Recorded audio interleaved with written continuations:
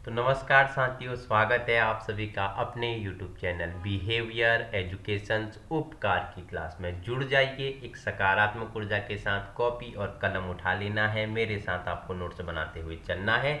आगामी उत्तराखंड की सभी परीक्षाओं को मद्देनजर देखते हुए हम उत्तराखंड की एक क्या कर रहे थे, तैयारी कर रहे थे और क्या कर रहे थे कि कंप्लीट वाइज सिलेबस आपको बताते जा रहे हैं, जिसमें उत्तराखंड के हमने इतिहास को जाना। हमने दो भाग आपको बताया।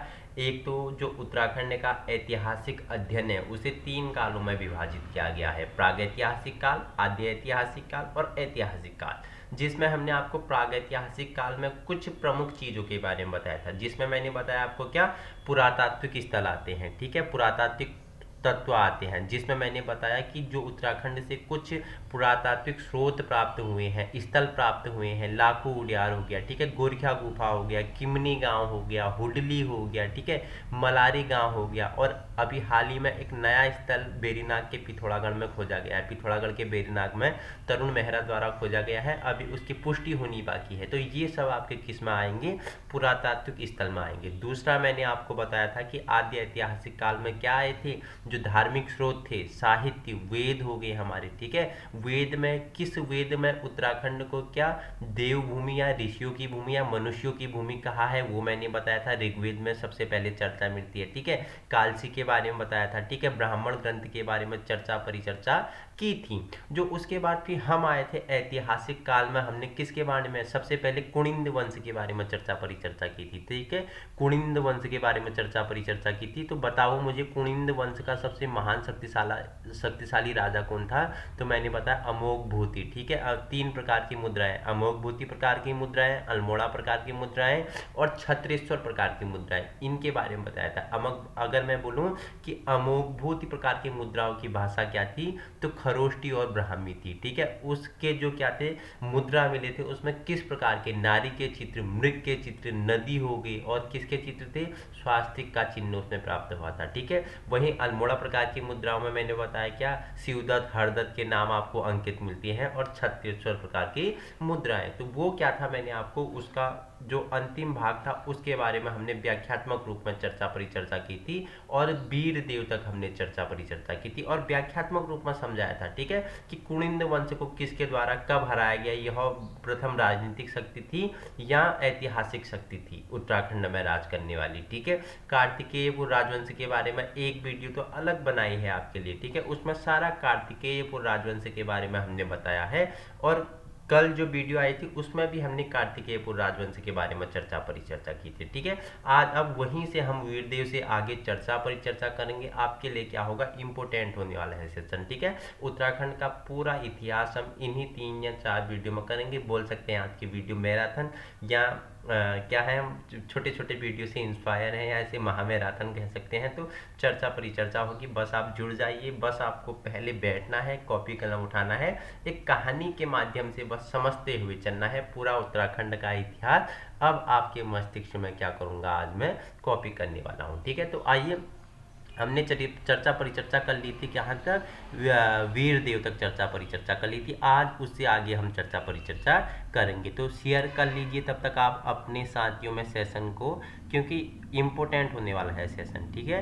लाइक सब्सक्राइब शेयर करते हुए आपको चलना ही है, ठीक है। अगर वीडियो पसंद आए तो देखो, आज हम चर्चा परिचर्चा करेंगे वीर देव से आगे, ठीक है। वीर देव से आगे हम चर्चा परिचर्चा करने वाले हैं, ठीक है। तो देखो, आज हम करेंगे यहाँ से वीरदेव, वीरदेव, एक मिनट, वीरदेव, वीरचंद, हाँ वीरचंद, वीरदेव से प्रारंभ करने वाले हैं, ठीक है। हमने क्या बताया था कि चंद वंश की समाप्ति हो जाती है और खस जाति का क्या हो जाता है, प्रारंभ हो जाता है, और लगभग 200 वर्षों तक शासन करती है खस जाति यहाँ पे, ठीक है। खस जाति में सबसे पहले कौन, अब वीरचंद्र के बारे में हम चर्चा परिचर्चा करेंगे, ठीक है। बहुत सारे खस राजा इन 200 वर्षों तक शासन करते रहे।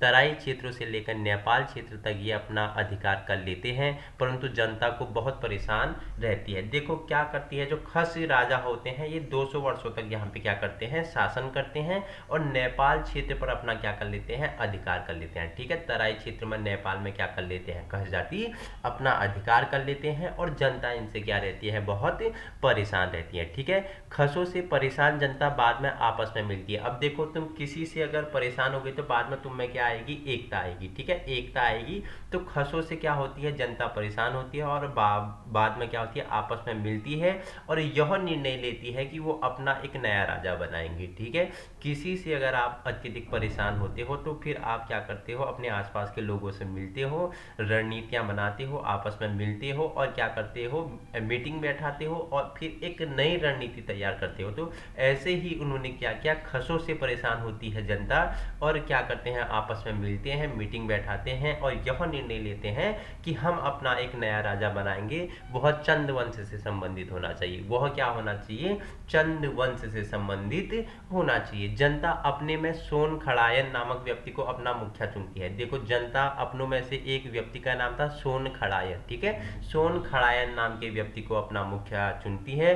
फिर सोन खड़ायन एक नए राजा की खोज में नेपाल क्षेत्र की तरफ जाता है। देखो अब क्या होता है, जनता ने तो अपना एक लीडर चुन लिया। ठीक है, एक नेता बोलते हैं, जैसे आप गांव से ग्राम प्रधान को चुनते हो। ठीक है, जनता ने क्या किया, ग्राम प्रधान को चुना। कहानी के माध्यम से समझना है तो ग्राम प्रधान अब क्या गया कि जो क्या है, जिला पंचायत है उसकी खोज में किस तरफ, जिले की तरफ प्रस्थान करता है। वैसे ही सोन खड़ायन नामक व्यक्ति जनता द्वारा चुना जाता है और सोन खड़ायन कहाँ जाता है, एक नए राजा के खोज में, जो योग्य हो, जो शासन करने क्या हो, लायक हो, उसके खोज में ये नेपाल क्षेत्र की तरफ जाता है। कौन व्यक्ति, ये अपना सोन खड़ायन। ठीक है, वहाँ उसे वीरचंद्र मिलते हैं। उसे वहाँ कौन मिलते हैं, नेपाल क्षेत्र में जैसे ये पहुँचते हैं तो इसे वीरचंद्र मिलते हैं, जो चंद वंश के 5वें शासक संसार चंद का रिश्तेदार होता है। जो कौन होता है, चंद वंश का 5वां शासक होता है। उनके रिश्तेदारों में ये क्या होता है, उनका रिश्तेदार होता है। चंद वंश का 5वां शासक का रिश्तेदार होता है, उसका नाम होता है वीरचंद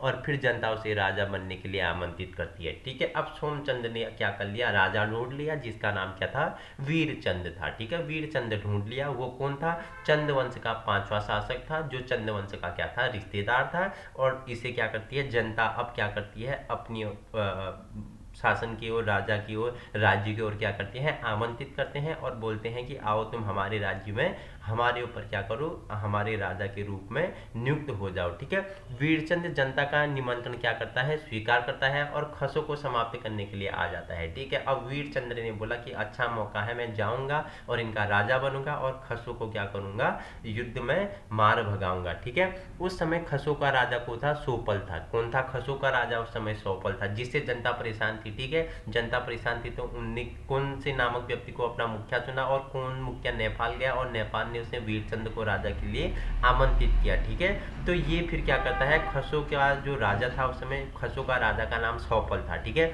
वीरचंद ने खसों के राजा को मार गिराया और उन्हें पराजित कर दिया। अब वीरचंद तो वीर है यार, ताकत है उसमें। ठीक है, वीरचंद जिसका नाम है, तो उसने क्या किया, जो खस का राजा सोपल था उसे क्या कर दिया, मार गिराया और उन्हें पराजित कर दिया। ठीक है, खसों का आधिपत्य खत्म करके वीरचंद पुनः चंद वंश की स्थापना कर देता। अब देखो खसों की समाप्ति हो जाती है।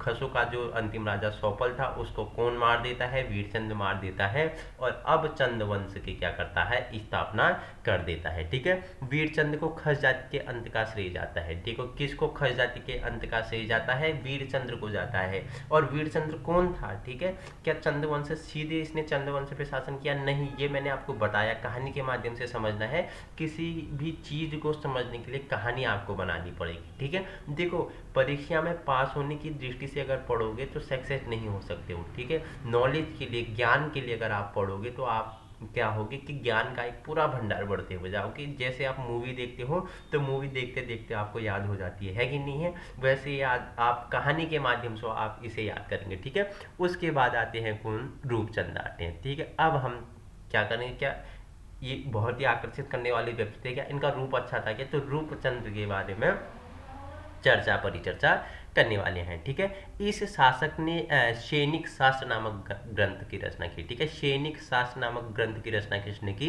रूपचंद्र की। ठीक है, पूछ लेगा कि निम्नलिखित में से किस शासक की रचना है या ग्रंथ का नाम सैनिक शास्त्र है, तो रूपचंद्र है। ठीक है, रूपचंद्र क्या था? अच्छा था, उसने क्या कर दिया? सैनिक शास्त्र की रचना कर दी। ठीक है, रूपचंद्र के बाद लक्ष्मी चंद्र, धर्मचंद्र, कर्मचंद्र, बल्लाल चंद्र, नमी चंद्र, नरचंद्र, नानकी चंद्र, रामचंद्र, भीषचंद्र, मेघचंद्र, ध्यान चंद्र, पर्वत चंद्र क्रमानुसार राजा बनते हैं, परंतु इतिहास में इनमें से कोई खास या देखो, अब देखो इनके बाद जो रूपचंद्र, तो आपके वीरचंद्र महत्वपूर्ण है, रूपचंद्र महत्वपूर्ण है। ठीक है, उसके बाद क्रमानुसार धर्मचंद्र आता है, लक्ष्मी चंद्र आता है, कर्मचंद्र आता है, बल्लाल चंद्र आता है, नमी चंद्र आता है, नरचंद्र आता है। तो इनके शासनकाल में कोई एक खास घटना नहीं घटित हुई, तो इनके बारे में ज़्यादा हम नहीं पढ़ते हैं। ठीक है, अब आते हैं इसके बाद थोहर चंद्र आते हैं, तो थोहर चंद्र के बारे में जान लेते हैं। ठीक है, जैसा कि हमने आपको पहले ही बताया था कि इतिहासकार जैसे हर्षदत्त जोशी व श्री फ्रेजर ने थोहर चंद्र को इस वंश का संस्थापक बताया था। पहले हम परिचर्चा कर चुके थे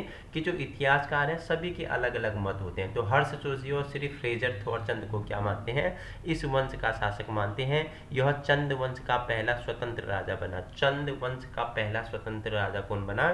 थोहर चंद्र बना, जिसने किसी को भी कर टैक्स देना बंद कर दिया। अब थोहर चंद्र आ गया, इसने क्या किया?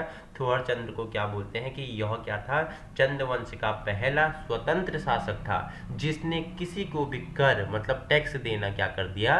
बंद कर दिया। ठीक है, थोहर चंद्र के बाद कौन आता है? कल्याण चंद्र आता है, फिर लोकचंद्र आता है, डमरू चंद्र आता है, धर्मचंद्र आता है।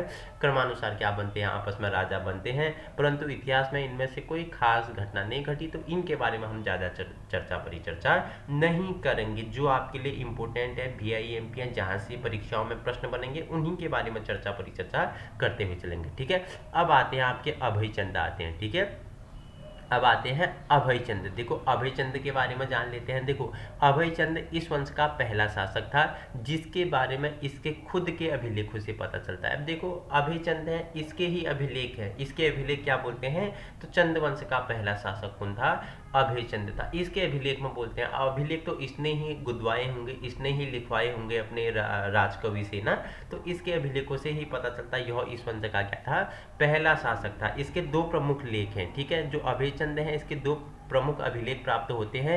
एक मालेश्वर जैन अभिलेख। ठीक है, यह अभिलेख अपने पुत्र प्राप्ति के लिए बनवाया था इसने। ठीक है, जो मालेश्वर जैन अभिलेख है यह इसने क्या बनाया था? इसने पुत्र प्राप्ति के लिए बनवाया था। किसने? अभय चंद ने। और दूसरा है चौकनी बोरा मंदिर अभिलेख, ये चमोली से प्राप्त हुआ है, चौकनी बोरा मंदिर अभिलेख। ठीक है, जब इसकी मृत्यु हुई थी तब ज्ञानचंद्र द्वारा इसके श्राद्ध में एक ताम्रपत्र जरिए भूदान करने की घोषणा की गई है। ठीक है, जब किसकी? अभयचंद्र की मृत्यु हुई थी, तो तब ज्ञानचंद्र ने इसके श्राद्ध में एक ताम्र के पत्र होते हैं, ताम्रपत्र होता था, उसमें भूमिदान करने की घोषणा करी थी। ठीक है, अब आता है आपका कौन? गरुड़ ज्ञानचंद्र। ठीक है, गरुड़ ज्ञानचंद्र यह चंद वंश का सबसे शक्तिशाली शासक था। ठीक है, इंपॉर्टेंट है, अगर पूछेगा कि चंद वंश का सबसे शक्तिशाली शासक तो कौन था? शक्तिशाली शासक तो कौन था? गरुड़ था, जिसपे क्या था? गरुड़ गिद्ध ज्ञानचंद्र। ठीक है, गरुड़ से क्या? गरुड़ है तो वो क्या करता है? दूर से ही अपनी दृष्टि पृथ्वी पे बना के क्या करते हैं?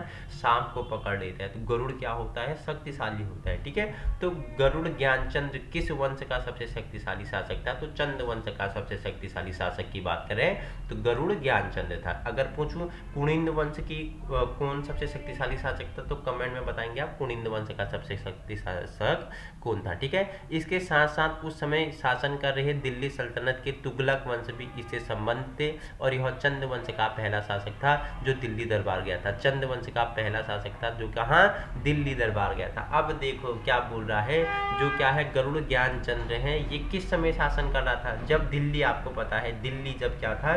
दिल्ली में तुगलक वंश राज कर रहा था। ठीक है, मैंने आपको इतिहास 4 वीडियो बताए थे। ठीक है, जिसमें मैंने आपको गुलाम वंश कौन सा स्थापक था? इल्तुतमिश था या कुतुबुद्दीन ऐबक था? तो कुतुबुद्दीन ऐबक। ठीक है, गुलाम वंश का शासक कुतुबुद्दीन ऐबक था। गुलाम वंश के बाद मैंने खलजी वंश बताया था। ठीक है, मैंने गुल खिले तो सूंघ लेना, ट्रिक थी, गुल खिले तो सूंघ लेना या गुलाब खिले तो सूंघ लेना। देखो दिल्ली में शासन करने वाले वंशों की बात करें तो याद रखना है आपको, तो ट्रिक क्या बताई थी मैंने, गुल खिले तो सूंघ लेना, मतलब गुलाब खिले तो सूंघ लेना है। गु से आपका गुलाम वंश, ठीक है। ख से आपके खलजी वंश हो गया, ठीक है। गुल खिले तो से आपका तुगलक वंश, सौ से आपका सूंघ से आपका सौ से शहद वंश, और लो से आपका लोधी वंश। तो जब किसका शासन चल रहा था बताओ मुझे, बताओ फटाफट, किसके शासन के समय दिल्ली में तुगलक वंश चल रहा था, ठीक है। मैंने आपको बताते हुआ आ रहा हूँ, ठीक है। जब गरुड़ ज्ञानचंद्र का शासन चल रहा था तो दिल्ली में तुगलक वंश था, ठीक है।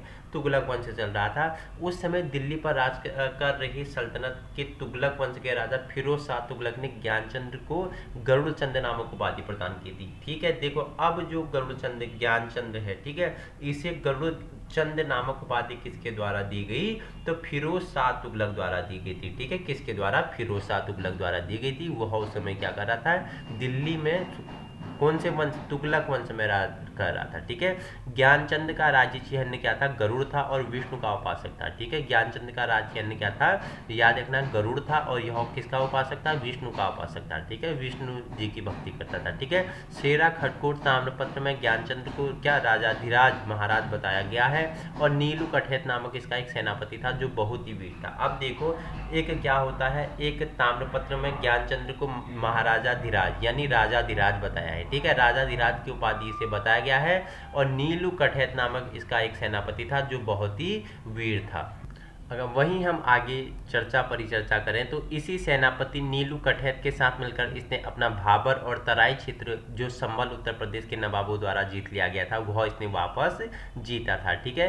गोबासा ताम्रपत्र का संबंध भी ज्ञानचंद्र से था, ठीक है। गोबासा क्या था, तो गोबासा एक ताम्रपत्र था, इसका संबंध किससे था, ज्ञानचंद्र से था, ठीक है। वहीं ज्ञानचंद्र के बाद हरिहर चंद्र, उड़ियान चंद्र, आत्मचंद्र सेकिन, हरिचंद्र सेकिन, विक्रमचंद्र क्या बनते हैं, क्रमानुसार राजा बनते हैं। परंतु इतिहास में इनकी कोई खास घटना से जुड़ा नहीं है तो इनके बारे में हम चर्चा परिचर्चा नहीं करते हैं। तो गोबासा किससे संबंधित है और किसके ताम्रपत्र से संबंधित है, ठीक है। गोबासा एक क्या था, ताम्रपत्र था, लेकिन किसके ताम्रपत्र से संबंधित है, कौन से राजा के, तो आप मुझे कमेंट करेंगे, ठीक है।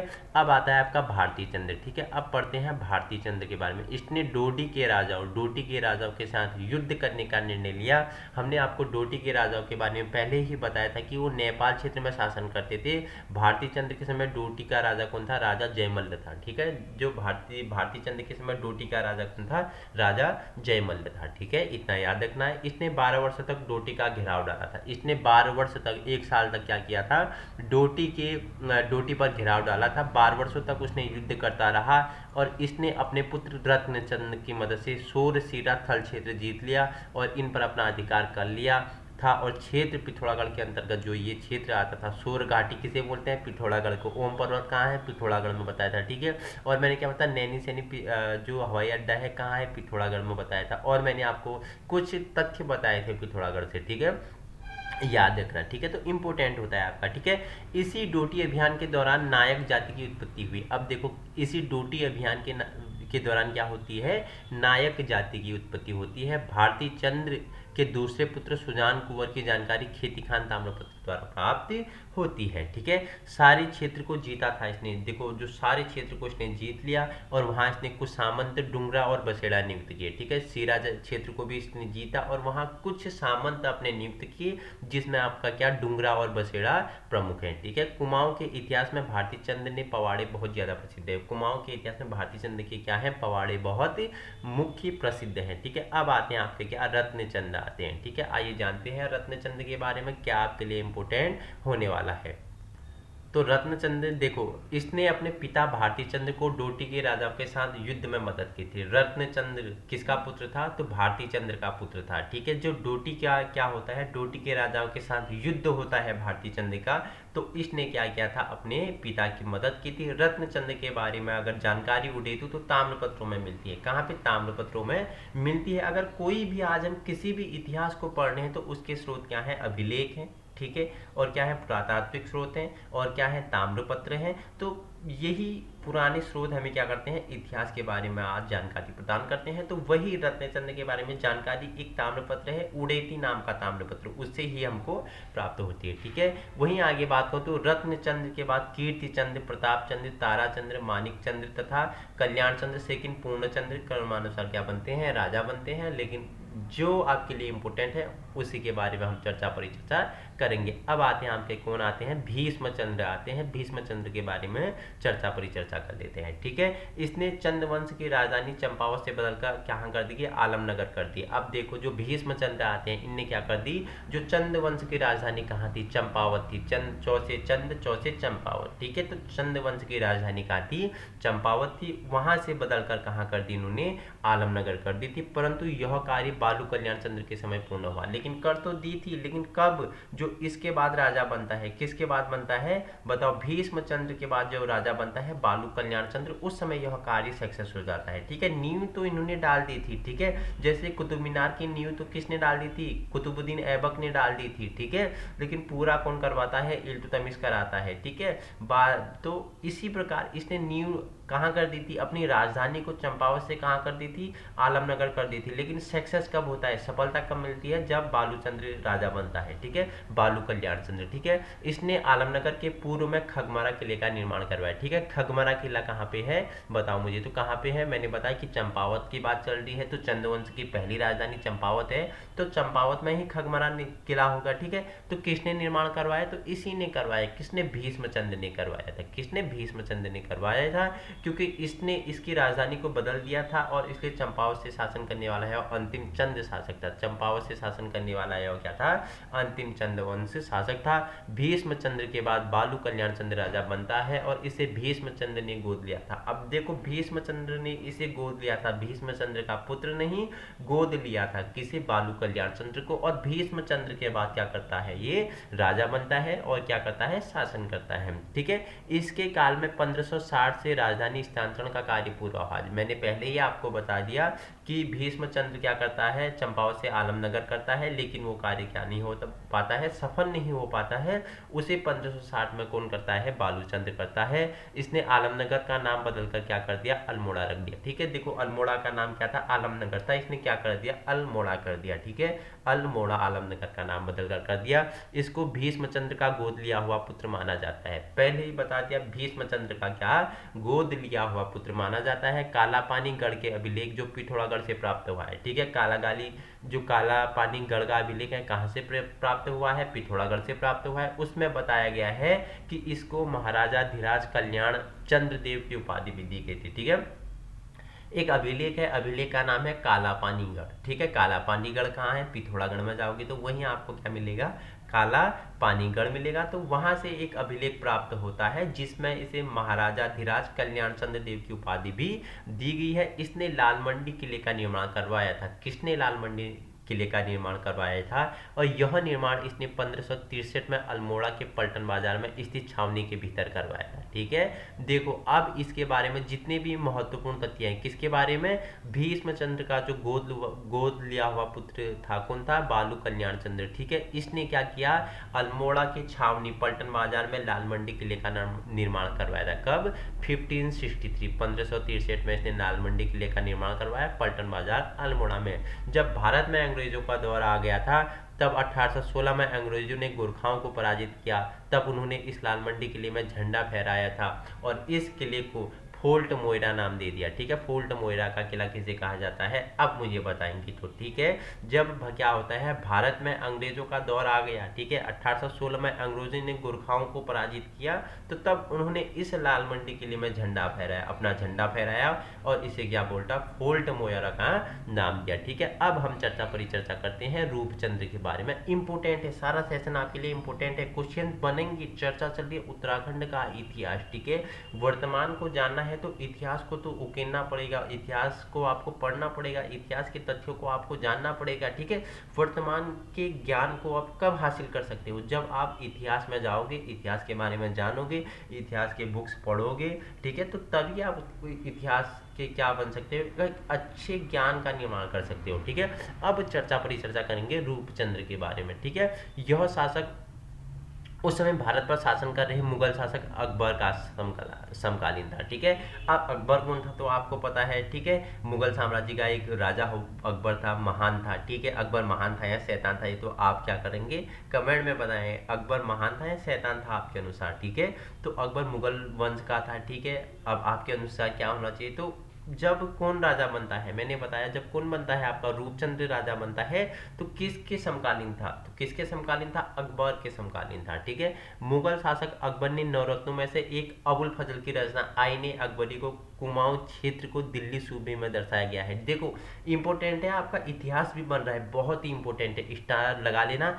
जो आईने अकबरी है किसकी रचना है, अबुल फजल की रचना है। अब देखो इंपॉर्टेंट बताता हूँ, लड्डू है, ठीक है, चुपके से याद कर लेना। ठीक है, मनोज सर बता रहे हैं चुपके से याद करना। जो आईने अकबरी है इसको 3 भागों में बांटा गया है। ठीक है, एक तो पहला आपका क्या है, अकबरों का पूर्वजों के बारे में है, और दूसरा क्या है आपका अकबर का जो प्रशासनिक कार्य के बारे में है, और तीसरा जो है उसको तो एक स्पेशल पार्ट में रखा गया है जिसे आपका क्या नाम दे दिया, आईने अकबरी ही नाम दे दिया। ठीक है, किसकी रचना है, अबुल फजल की रचना है। ठीक है, ये चुपके से याद कर लेना है, यही परीक्षा में पूछ लेगा। ठीक है, तो 3 का उसमें विभाजित क्या है, पार्टों में। ठीक है, आईने अकबरी तो तीसरा वाला भाग है जिसको एक अलग ही नाम दे दिया। ठीक है, इससे पहले 2 भाग है, एक अकबरों के पूर्वजों के बारे में जो भाग चर्चा परिचर्चा करती है, और एक भाग जो अकबर के प्रशासन के बारे में चर्चा परिचर्चा करती है। तीसरा भाग स्पेशल है आपका आईने अकबरी, किसकी रचना है, अबुल फजल की रचना है। ठीक है, 9 रत्नों में से एक थे, और 9 रत्नों में से एक था अबुल फजल। 8 रत्नों के नाम कमेंट में बताएंगे। ठीक है, 8 रत्न आपके लिए इंपॉर्टेंट होते हैं। तो किसके शासनकाल में, ये अकबर के शासनकाल में। ठीक है, याद रखना, अकबर ने भारत के बहुत से राजा को अपने अधीनता स्वीकार करवाई थी। उसी क्रम में 1800 नहीं सॉरी 1587 में रूपचंद ने भी अकबर की अधीनता स्वीकार कर ली थी। ठीक है, अकबर को पता है अकबर ने कैसे सारे जो राजा थे धीरे धीरे अपनी अधीनता स्वीकार कर ली थी। ठीक है, सारे रजवाड़े हो गए, ठीक है, और आपके राठौर हो गए, ठीक है, आपके और क्या थे, राजपूत हो गए, उनको अपने अधीनता के अंदर रखा था। उसी में अगर बात करूँ तो रूपचंद्र, ठीक है, जो उत्तराखंड के इतिहास में आता है, 1587 में अकबर की अधीनता इसने भी स्वीकार की थी। अकबर के 9 रत्नों में से एक बीरबल भी अच्छे संबंध थे। ठीक है, अकबर के 9 रत्नों में से एक बीरबल थे जिसके इससे क्या थे, अच्छे संबंध थे। अब 2 रत्न हो गए, एक तो फजल, क्या बताया मैंने, बताओ मुझे, एक तो आपका हो गया कौन, अबुल फजल हो गया, और दूसरा आपका क्या हो गया, बीरबल हो गया। अब कितने रत्न आपको बताने हैं, 7 आप मुझे बताएंगे। ठीक है, 7 में से एक आपको बता दिया बीरबल, एक आपको बता दिया अबुल फजल, और अब मुझे 7 आप कमेंट में बताएंगे। ठीक है, रूपचंद ने डोटी के राजाओं हरिमल्ल को पराजित करके सीरी क्षेत्र को या सीरा क्षेत्र को राज्य में मिला दिया था। इसने क्या, चौथानी ब्राह्मणों की मंडली बनाई। ठीक है, इसने क्या बनाई, इंपोर्टेंट है, चौथानी ब्राह्मणों की मंडली बनाई। इसके समय भूमि के मालिक क्या थे, थातवान हुआ करते थे। कौन हुआ करते थे, थातवान हुआ करते थे। ठीक है, इसके साथ इसने रुद्रपुर नगर की स्थापना करी, और इसने मल्लाह महल का, मल्ला महल बोलते हैं, उसका भी निर्माण करवाया था। रूपचंद्र ने एक पुस्तक की भी रचना की थी जिसका नाम क्या था, त्रिवेणिक धर्म निर्णय था। आपसे पूछ लेगा कि किस शासक द्वारा त्रिवेणिक धर्म निर्णय पुस्तक लिखी गई, तो रूपचंद्र। ठीक है, रूप इसका क्या था, प्यारा रूप था, तो इसने क्या बोला कि त्रिवेणिक, मेरा जो रूप है वो क्या है, तीनों। ठीक है, तीनों कहाँ है बताओ, तीनों एरिया, तीनों क्षेत्र, तीनों संसार में मेरा रूप क्या है, त्रिवेणिक है। तो इसने क्या बोला कि मैं धर्म निर्णय है, तो इसने त्रिवेणिक धर्म निर्णय नामक पुस्तक लिखी, किसकी है, रूपचंद्र की है। ठीक है, रूपचंद्र के सेनापति का नाम क्या था, पुरुषोत्तम पंत था। ठीक है, पूछ लेगा कि निम्नलिखित में से किस राजा का सेनापति का नाम क्या था, पुरुषोत्तम पंत था, तो रूपचंद्र आपका राइट आंसर हो जाएगा। ठीक है, आइए अब आगे चर्चा परिचर्चा कर लेते हैं। यह गढ़वाल शासक बलभद्र शाह के साथ युद्ध करता है, जिसे ग्वालदम का युद्ध या क्या, बधानगढ़ का युद्ध कहा जाता है। ग्वालदम में ही आपका बधानगढ़ी मंदिर मिलता है। ठीक है, जाइए, बहुत ही टॉप एरिया है, बहुत ही अच्छा मंदिर है। तो क्या होता है कि गढ़वाल के शासक बलभद्र शाह के साथ युद्ध करता है, जिसे ग्वालदम का युद्ध या बधानगढ़ी का युद्ध कहा जाता है। इस युद्ध में सेनापति पुरुषोत्तम पंत की को राजपूतों द्वारा हत्या कर दी जाती है। ठीक है, जो क्या होता है इस युद्ध में, जो क्या होता है, ग्वालदम का युद्ध होता है, बधानगढ़ी का युद्ध होता है। इस युद्ध में सेनापति पुरुषोत्तम पंत की राजपूतों द्वारा क्या कर दी जाती है, पुरुषोत्तम पंत को राजपूतों द्वारा हत्या कर दी जाती है। तो पुरुषोत्तम पंत क्या हो जाते हैं, यहाँ पे मृत्यु के घाट उतार दिए जाते हैं, किसके द्वारा, राजपूतों द्वारा। अब आप क्या आ जाते हैं, इसके बाद लक्ष्मी चंद्र। ठीक है, मूनाकोट ताम्रपत्र में इसको लक्ष्मण भी कहा गया है। ठीक है, पहाड़ी नाम इसका क्या था, लक्ष्मण था। ठीक है, लक्ष्मण था, लक्ष्मण। ठीक है, तो कौन सा ताम्रपत्र में, मूनाकोट का एक ताम्रपत्र है, ताम्रपत्र का नाम क्या है, मूनाकोट ताम्रपत्र है, उसमें से लक्ष्मण कहा गया है। ठीक है, देखो लक्ष्मी चंद्र को मुगलों से डरने के कारण लखुली बिराली उपनाम से भी जाना जाता है। इंपोर्टेंट है, याद रखना। मनोज सर आपको ट्रिक बता रहे हैं। देखो, किस शासक को लखुली बिराली कहा जाता था? तो लखुली बिराली के उपनाम से किसे लक्ष्मी चंद्र को जाना जाता था, ठीक है। याद रखना, चुपके से नोट्स बना लेना, ठीक है, कि लक्ष्मी चंद्र को क्यों इसे लखुली बिराली कहा गया? तो ये मुगलों से डरता था तो इसे लखुली बिराली कहा दिया गया, ठीक है।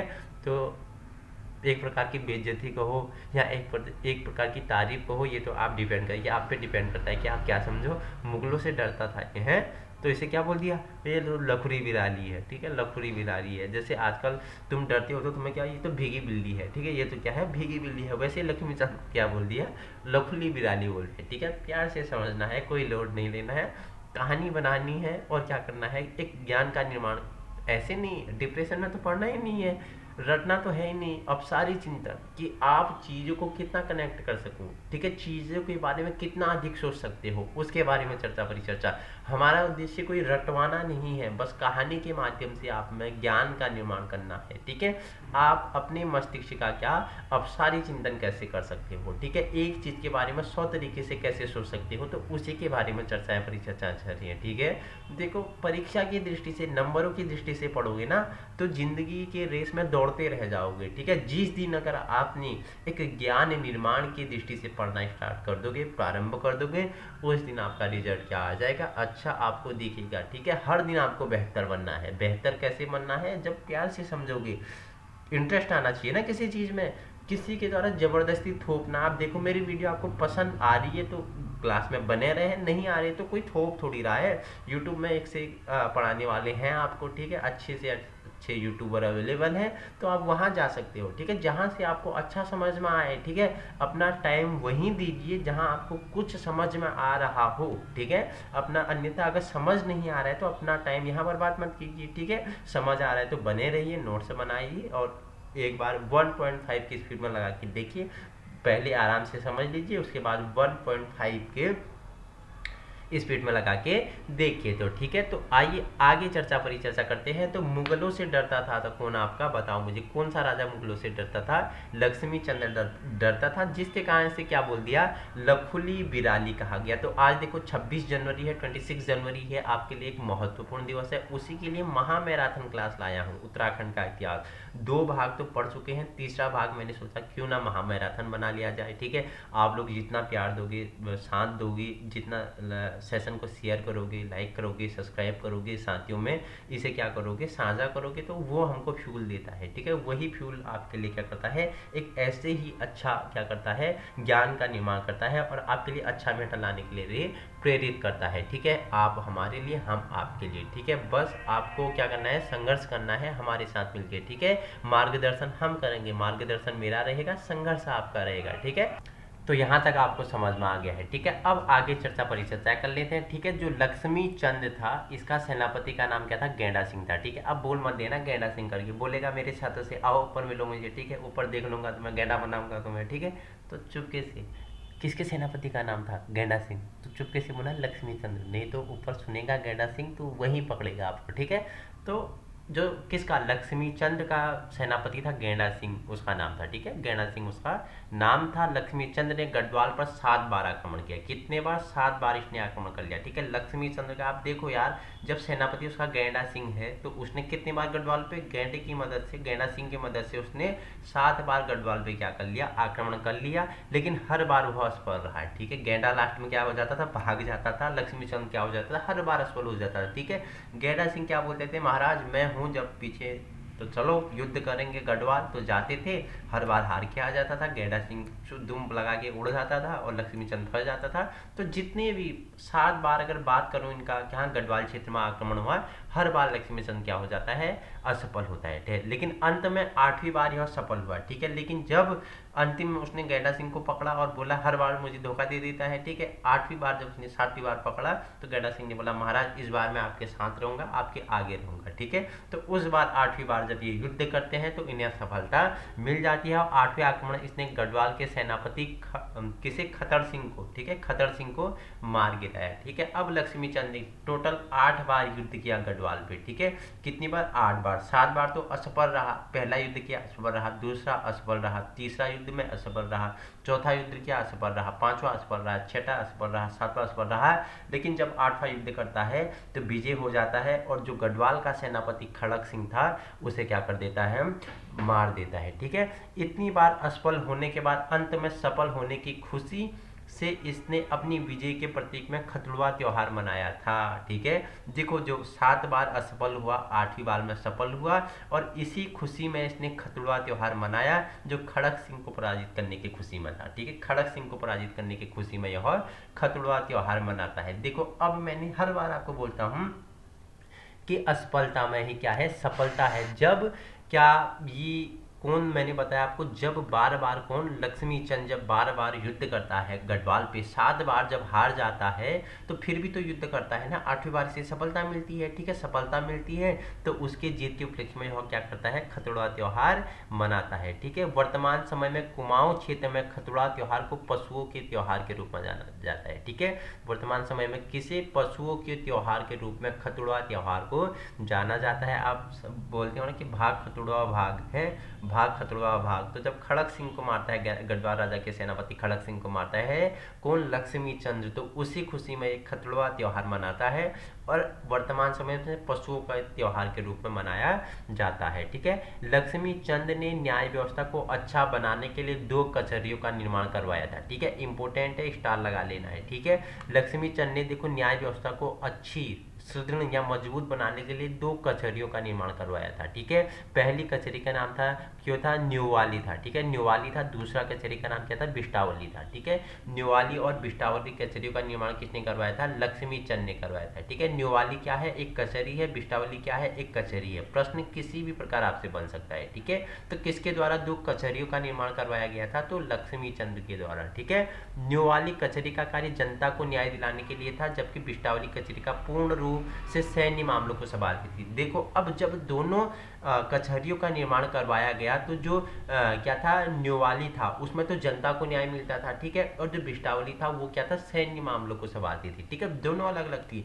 अगर सैनिकों का मामला है तो वो बिष्टावली में जाता था। ठीक है, अगर क्या था, अगर जनता का मामला था वो किस में जाता था, न्योवाली में जाता था। ठीक है, दोनों कचहरियों का निर्माण कौन करवाता है, लक्ष्मी चंद करवाता है। ठीक है, इंपोर्टेंट है। ठीक है, 1602 में लक्ष्मी चंद ने बागेश्वर के बागनाथ मंदिर का पुनर्निर्माण करवाया। ठीक है, 1602 में कहाँ पहुंच जाता है लक्ष्मी चंद्र, बागेश्वर पहुंच जाता है और बागेश्वर में बागनाथ मंदिर आपके लिए प्रसिद्ध है। ठीक है, शिव की भूमि। ठीक है, उत्तर का वाराणसी। तो बागनाथ मंदिर का पुनर्निर्माण किसके द्वारा, लक्ष्मी चंद्र के द्वारा करवाया जाता है। और वहीं अल्मोड़ा में लक्ष्मेश्वर मंदिर का भी निर्माण इसके द्वारा करवाया जाता है। ठीक है, अल्मोड़ा में लक्ष्मेश्वर मंदिर का निर्माण भी किसके द्वारा, लक्ष्मी चंद्र के द्वारा करवाया जाता है। इसने जुलिया और सिरती नामक करों की भी शुरुआत की। इंपोर्टेंट है, जुलिया क्या है, जुलिया और सिरती क्या है, ये दोनों क्या है, कर के प्रकार हैं। जुलिया और सिरती क्या है, टैक्स के प्रकार हैं।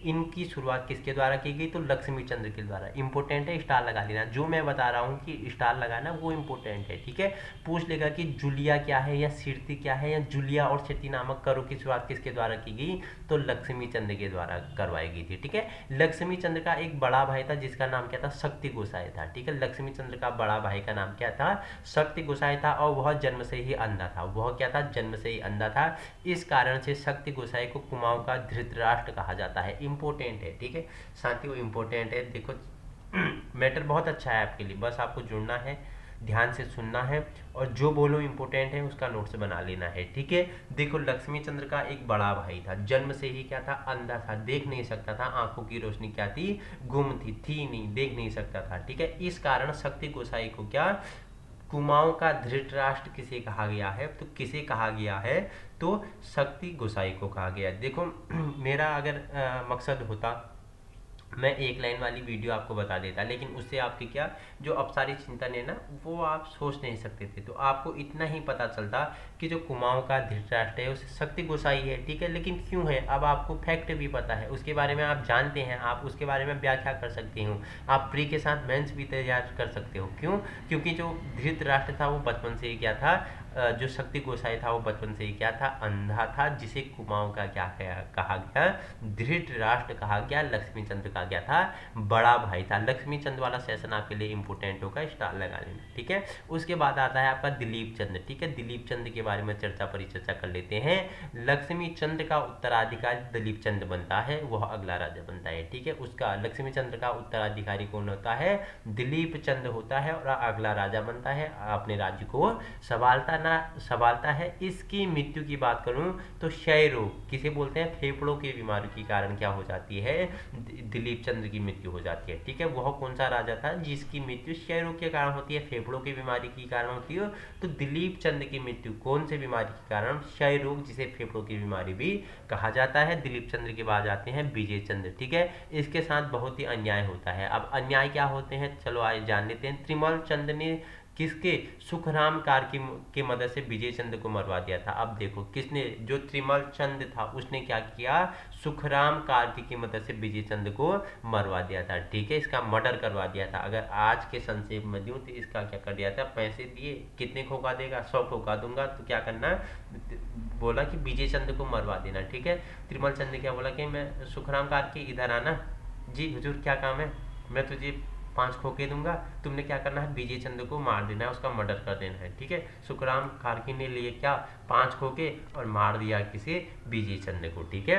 तो इसकी मृत्यु के बाद मेहरा और फटियालों में संघर्ष उत्पन्न हो गया, ठीक है। जैसे ही विजय चंद्र की मृत्यु होती है, इसके बाद कौन सी दो जाति, एक होता है मेहरा, एक होते हैं फटियाल। पहले भी इनके बारे में बताया हुआ है मैंने, ठीक है। तो जैसे विजय चंद्र की मृत्यु होती है तो फर्त्यालों में संघर्ष उत्पन्न होता है, मेहरानों में क्या होता है, संघर्ष उत्पन्न होता है। फर्त्यालों के बारे में हमने आपको ऊपर बताया ही था, ठीक है। इस संघर्ष में मेहरा जीत जाते हैं, इस संघर्ष में क्या हो जाता है, मेहरा लोग जीत जाते हैं। उसके बाद आते हैं त्रिमल चंद्र आते हैं, ठीक है। किस, विजय चंद्र को मरवाने वाला यही त्रिमल चंद्र है, ठीक है। विजय चंद्र को मरवाने के बाद त्रिमल चंद्र राजा बनकर आता है। देखो अब इसने क्या, सुखराम कार्की की मदद से विजय चंद्र को मार दिया, ठीक है। अब खुद राजा बन गया, राजा बनने के लोभ में क्या कर देता है, विजय चंद्र को मरवा देता है, ठीक है। इसके सेनापति का नाम क्या था, गदयुड़ा था, क्या था, गदयुड़ा था। देखो पूछा किसके सेनापति का नाम गदयुड़ा था, तो गदयुड़ा त्रिमल चंद्र के सेनापति का नाम था। अब इसके बाद आते हैं बाज बहादुर, भी आपके लिए इंपॉर्टेंट है। यह चंद वंश के प्रतापी और शक्तिशाली राजाओं में एक आता है आपका बाज बहादुर चंद, ठीक है। चंद वंश का शक्तिशाली राजा था, जिसमें क्या आपका एक प्रतापी था, बाज बहादुर चंद का नाम क्या आता है, प्रमुख आता है। यह मुगल शासक शाहजहां के समकालीन था और शाहजहां ने इसे जमींदार और बहादुर की उपाधि दी थी। देखो जमींदार और बहादुर की उपाधि बाज बहादुर को किसने दी थी, तो शाहजहां ने दी थी। अब किसके काल को, ठीक है, अगर मैं बात करूं भारत के इतिहास के संदर्भ में, तो किसके काल को क्या कहा जाता है, स्थापत्य कला का स्वर्णकाल कहा जाता है, ठीक है। शाहजहां के काल को स्थापत्य कला का स्वर्णकाल कहा जाता है, और चित्रकला का स्वर्णकाल जहांगीर के काल को कहा जाता है। तो जो शाहजहां थे, ठीक है, जो शाहजहां थे उन्होंने बाज बहादुर को क्या, जमींदार और बहादुर की उपाधि दी थी, ठीक है। शाहजहां ने इसे फरमान में 84 माल परगना भी दिया था। शाहजहां ने इसे फरमान में क्या था, 84 माल परगना भी दिया था, जिससे चंदों को 9 लाख प्रति वर्ष की आय होती थी। अब देखो चंदों को 9 लाख प्रति वर्ष, मतलब एक साल में इन्हें क्या 9 लाख की आय होती थी 84 माल परगना से। किसने उपहार में दिया था, ये शाहजहां ने उपहार में दिया था, ठीक है, याद रखना। अब आपके लिए इंपॉर्टेंट है तीलू रोतली, बाज बहादुर चंद्र के समकालीन थे, ठीक है। तीलू रोतली के बारे में देखो, उत्तराखंड के जो वीर महिलाएं थी, ठीक है, उनके बारे में मैंने अलग से पहले ही, बहुत पहले आपको वीडियो बताई थी, उसमें मैंने आपको जिया रानी, तीलू रोतली, ठीक है, रानी कर्णावती हो गया, ठीक है, सल्ला बहन हो गया, ठीक है, सभी के बारे में मैंने आपके बताया हुआ है व्याख्यात्मक रूप में। मैं एक नई वीडियो भी उनके लिए आपके लिए जल्द ही लेके आऊँगा, अगर आप लोग डिमांड करोगे तो उसके बारे में मैं आपको बता दूंगा, ठीक है।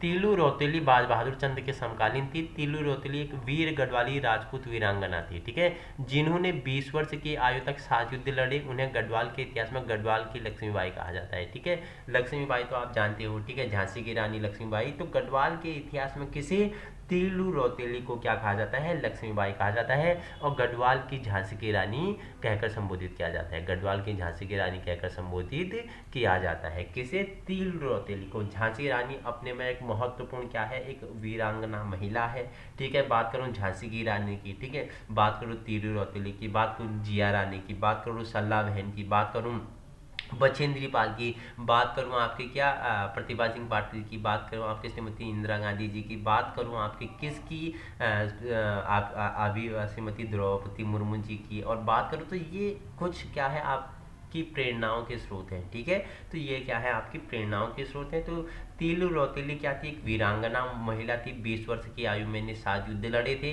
गढ़वाल के इतिहास में इन्हें लक्ष्मीबाई कहा जाता है, झांसी की रानी कहा जाता है। ठीक है, तो झांसी की रानी किसे, तीलू रौतेली को कहा जाता है। ठीक है, बाज बहादुर चंद ने गढ़वाल पर आक्रमण किया था और उस समय गढ़वाल के राजा पृथ्वी शाह थे और देहरादून पर अपना अधिकार कर लिया था। बाज बहादुर ने कहा गढ़वाल पर आक्रमण कर लिया जब गढ़वाल के राजा कौन थे, पृथ्वी शाह थे, और उन्होंने देहरादून में भी अपना क्या कर लिया, अधिकार कर लिया। इसने तिब्बत को पराजित किया था और अपने साम्राज्य टोन्स नदी से लेकर कर्नाली नदी तक कर लिया था। टोन्स नदी मैंने बताया, कालसी के अभिलेख किस नदी के किनारे से मिलते हैं, कालसी के अभिलेख किससे संबंधित है, ठीक है, राजा अशोक, ठीक है, जिसे देवनाम पीढ़ी कहा गया है। ठीक है, अशोक को देवनाम पीढ़ी कहा गया है, बताना मुझे। ठीक है, कौन सी भाषा में इसके अभिलेख प्राप्त हुए हैं, टोन्स नदी कालसी से, कमेंट में बताना है, बताया हुआ है पहले मैंने आपको। ठीक है, सभी चीज़ों को कनेक्ट करते हुए समझाता हूँ मैं आपको। ठीक है, तो देखो क्या बताया मैंने कि जो कौन था, जो मैंने आपको बताया पृथ्वी शाह था, इसने क्या कर लिया, टोन्स नदी और कर्नाली नदी तक अपना अधिकार कर लिया। बाज बहादुर चंद ने 1673 में कैलाश मानसरोवर यात्रियों के लिए गूंठ भूमि दान की और इसके समय डोंटी का राजा कौन था, देवपाल था। ठीक है, बाज बहादुर चंद ने भोटिया हुणियों लोगों पर सिरती नामक कर लगाया था। ठीक है, मैंने पहले बताया था।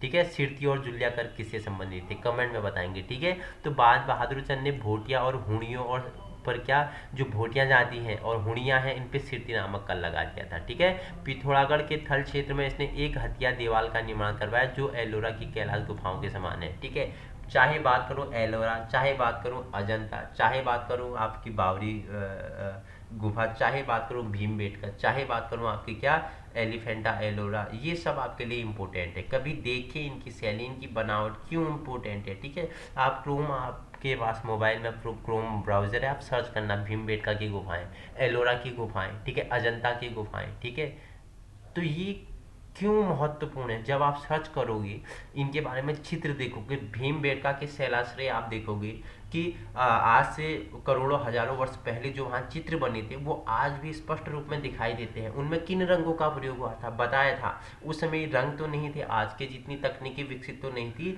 तो उस समय जो खनिज और पौधे होते हैं उनसे कूट कूट के रंग बनाए हुए थे। तो वो रंग के चित्र आज भी देखते हैं, किस शैली के हैं, हमें क्या बतलाना चाहते थे उस समाज के लोग। ठीक है, जैसे आंध्र प्रदेश कुन्नुल की बात करूँ तो राख के अवशेष मिले हैं गुफाओं के बाहर से, तो आप क्या उससे आप जज कर पा रहे हैं कि पहले आग की खोज तो हो गई थी वहाँ, क्योंकि राख के खोज मिले हैं। ठीक है, सिंधु घाटी सभ्यता आप पढ़ते हो, बहुत बड़ी सभ्यता है जहाँ की लिपि अभी तक पढ़ी नहीं गई है। ठीक है, भविष्य में पढ़ी जा सकती है, तो तब हमें सिंधु घाटी सभ्यता के जितने भी राज हैं वो सारे उजागर हो जाएंगे कि उस समय के समाज लोग हमें क्या कहना चाहते थे और क्या क्या वहाँ से हमें प्राप्त हुआ है, वो तो आप जानते हो। ठीक है, उनकी कृषि, उनके समाज, उनकी राजनीतिक व्यवस्था, आर्थिक व्यवस्था, धार्मिक व्यवस्था, इन सभी के बारे में मैंने अलग से सभी के बारे में परिचर्चा की। ऐसा कुछ नहीं जो आपको मैंने बताया हुआ है, सभी के बारे में हमने डिस्कस फिर भी की है। हड़प्पा की सभ्यता आपको बताई हुई है, कनेक्टिंग वीडियो है। ठीक है, तो याद, आप जब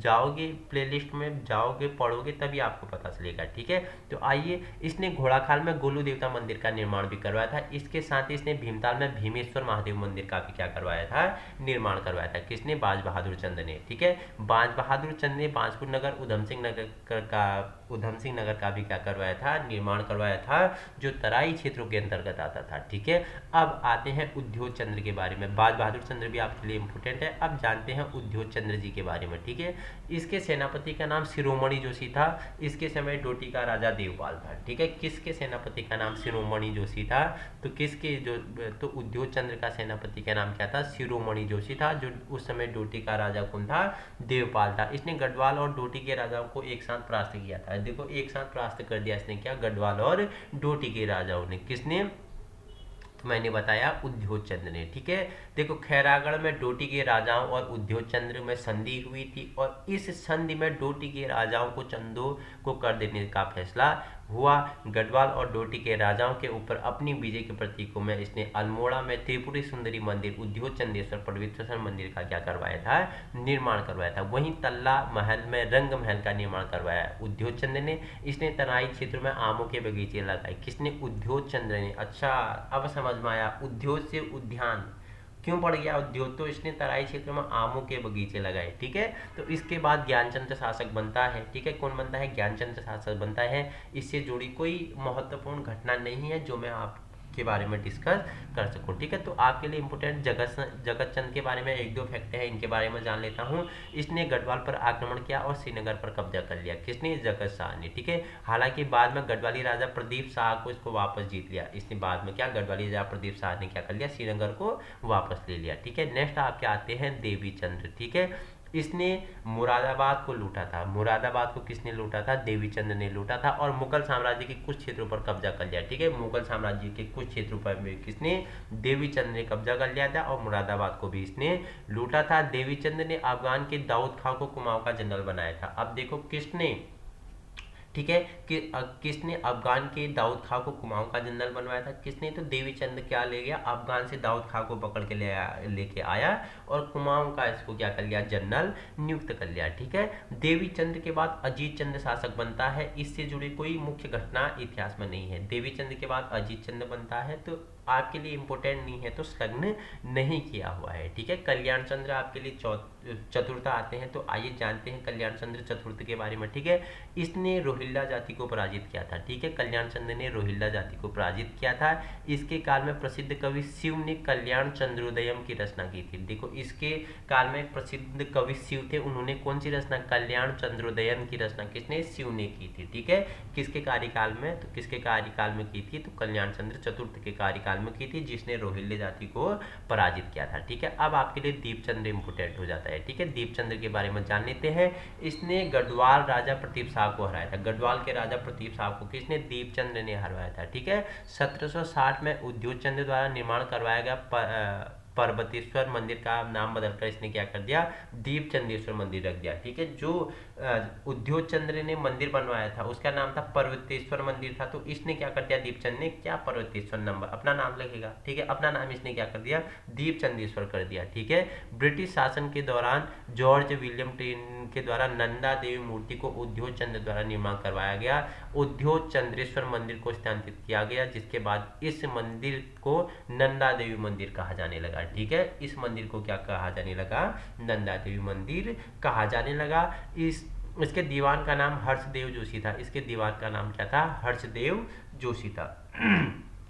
तो आइए अब चर्चा परिचर्चा कर लेते हैं मोहन चंद्र के बारे में। ठीक है, देखो, इसने हर्षदेव जोशी को कारागार में बंद कर दिया गया। ठीक है, हर्षदेव जोशी को किसने कारागार में बंद कर दिया गया, तो मोहन चंद्र ने क्या कर दिया, कारागार में बंद कर दिया गया। इसके समय गढ़वाल के राजा ललित शाह ने कुमाऊं अल्मोड़ा पर आक्रमण कर दिया था और मोहन चंद्र को पराजित कर दिया गया था। ठीक है, जो किसके समय काल में बताया मैंने आपको, बताओ फटाफट। जो मोहन चंद्र था, इसने क्या किया, राजा ललित शाह को कुमाऊं अल्मोड़ा पर आक्रमण कर दिया और मोहन चंद्र को इसने क्या कर दिया गया, पराजित कर दिया था। ठीक है, इसके साथ साथ गढ़वाल के राजा कौन थे, ललित शाह ने हर्षदेव जोशी, जिसको मोहन चंद्र द्वारा कारागार में डाल दिया गया था, उसे कारागार से निकाला था। ठीक है, गढ़वाल के राजा ललित शाह ने क्या कर दिया गया, हर्षदेव जोशी, जिसको किसके द्वारा, मोहन चंद्र जोशी द्वारा कारागार में डाल दिया गया था, उसे वहां से बाहर निकाल दिया गया, आजाद कर दिया गया था। अब आपका ये लिए आता है प्रद्युम्न शाह चंद्र आता है। ठीक है, मोहन चंद्र को पराजित करने के बाद गढ़वाल के राजा ललित शाह का पुत्र प्रद्युम्न शाह कुमाऊं का शासक बन जाता है, इसे प्रद्युम्न चंद्र भी कहा जाता है। ठीक है, फिर मोहन चंद्र आता है, बाद में मोहन चंद्र दोबारा कुमाऊं को जीत लेता है, दोबारा आ जाता है। ठीक है, मोहन चंद्र क्या कर लेता है, दोबारा कुमाऊं को जीत लेता है और प्रद्युम्न शाह को भगा देता है। क्या कर देता है, प्रद्युम्न शाह को भगा देता है। मोहन चंद्र के बाद शिवचंद्र राजा बनता है और इससे जुड़ी कोई मुख्य घटना इतिहास में हमारे सामने आपके लिए इंपोर्टेंट नहीं है, तो संलग्न नहीं किए। इसके बाद आपके लिए इंपोर्टेंट होता है महेंद्र चंद्र। ठीक है, इसके समय 1790 में नेपाल के गोरखाओं ने कुमाऊं पर आक्रमण किया था और गोरखाओं ने महेंद्र चंद्र को अल्मोड़ा के हौलाबाग में पराजित किया था। कहाँ, हौलबाग में पराजित किया था 1790 में। ठीक है, इसके कारण यह चंद्रवंश का अंतिम शासक साबित हुआ। इसके कारण यह क्या होता है, महेंद्र चंद्र चंद्रवंश का अंतिम शासक साबित होता है। हर्षदेव जोशी ने गोरखाओं को कुमाऊं पर आक्रमण आक्रमण करने का निमंत्रण भेजा था। देखो हर्षदेव जोशी ने क्या गोरखाओं को कुमाऊं पर आक्रमण करने का क्या भेजा था, निमंत्रण भेजा था। और हर्षदेव जोशी को चाणक्य की संज्ञा भी दी जाती है। कुमाऊं का चाणक्य किसे कहा जाता है, तो हर्षदेव जोशी को कहा जाता है। इस तरह कुमाऊं में चंद्रवंश का शासन समाप्त होता है और 1790 में गोरखाओं ने यहाँ पर अपना स्थापित अपना शासन को क्या कर लिया था, स्थापित कर लिया था। ठीक है, अब किसका शासन समाप्त हो जाता है, तो जब हर्षदेव जोशी क्या करते हैं, गोरखाओं को कुमाऊं पर आक्रमण करने के लिए क्या करते हैं, निमंत्रित करते हैं। ठीक है, उन्हें बुलाते हैं, आमंत्रित करते हैं कि गोरखाओं आओ कुमाऊं पर आक्रमण करो। ठीक है, और चंद्रवंश को समाप्त कर दो। ठीक है, तो हर्षदेव जोशी को कुमाऊं का चाणक्य तो कहा जाता है, इंपोर्टेंट है आपके लिए। ठीक है, कुमाऊं का चाणक्य किसे कहा जाता है, हर्षदेव ओली आपका राइट आंसर हो जाएगा। ठीक है, वहीं बात करूं तो गोरखाओं को किसके द्वारा आमंत्रित किया गया था, तो हर्षदेव ओली ने हर्षदेव जोशी द्वारा ही क्या किया गया था, आमंत्रित किया गया था। ठीक है, इस कारण इस पूरी एक क्रम बाय क्रम क्या होता है, यहाँ पे क्या होता है, जैसे गोरखा आते हैं 1790 में और क्या करते हैं, चंद्रवंश की समाप्ति होती है, फिर यहाँ कुमाऊं क्षेत्र में क्या होता है, अपना गोरखाओं का आधिपत्य होता है। और इसके बाद आपका क्या होता है, परमार वंश या पवार वंश गढ़वाल के बारे में हम परिचर्चा करेंगे। आइए अब जानेंगे किसके बारे में, परवार वंश या पवार वंश गढ़वाल के बारे में। चंद्रवंश की क्या हो जाती है, समाप्ति हो जाती है। ठीक है, तो यहाँ तक किसी को कोई परेशानी, कहीं कोई फैक्ट आपको समझ में नहीं आया, कहीं आपको कंफ्यूजन है, कोई चीज़ आपको समझ में नहीं आई, किसी के बारे में और व्याख्या करना है तो आप बताइए, उसी के बारे में मैं आपको स्पेशल एक वीडियो लाके परिचर्चा कर लेंगे। तो ठीक है, जो गोरखाओं का शासन है, गोरखाओं 1790 आते हैं, इसको हम अंतिम में पढ़ेंगे। इससे पहले हम परिचर्चा किसके बारे में कर लेते हैं, इसके पहले हम परिचर्चा कर लेते हैं परमार वंश या पवार वंश। ठीक है, गढ़वाल में परमार वंश या पवार वंश के बारे में परिचर्चा करते हैं। गोरखाओं का शासन फिर आपके लिए लेंगे। ठीक है, इंपॉर्टेंट होंगे सारे सेशन आपके लिए, बस जुड़ना है साथियों में, आपको क्या करना है, शेयर साझा करना है, पसंद आए, क्योंकि पूरा सेशन कहानियों के माध्यम से समझाऊंगा, ऐसा समझाऊंगा कहानियों के माध्यम से, आपको कहानी याद, स्टोरी याद हो जाएगी। ठीक है, पेपर में देखोगे तो तुरंत बनाते जाओगे।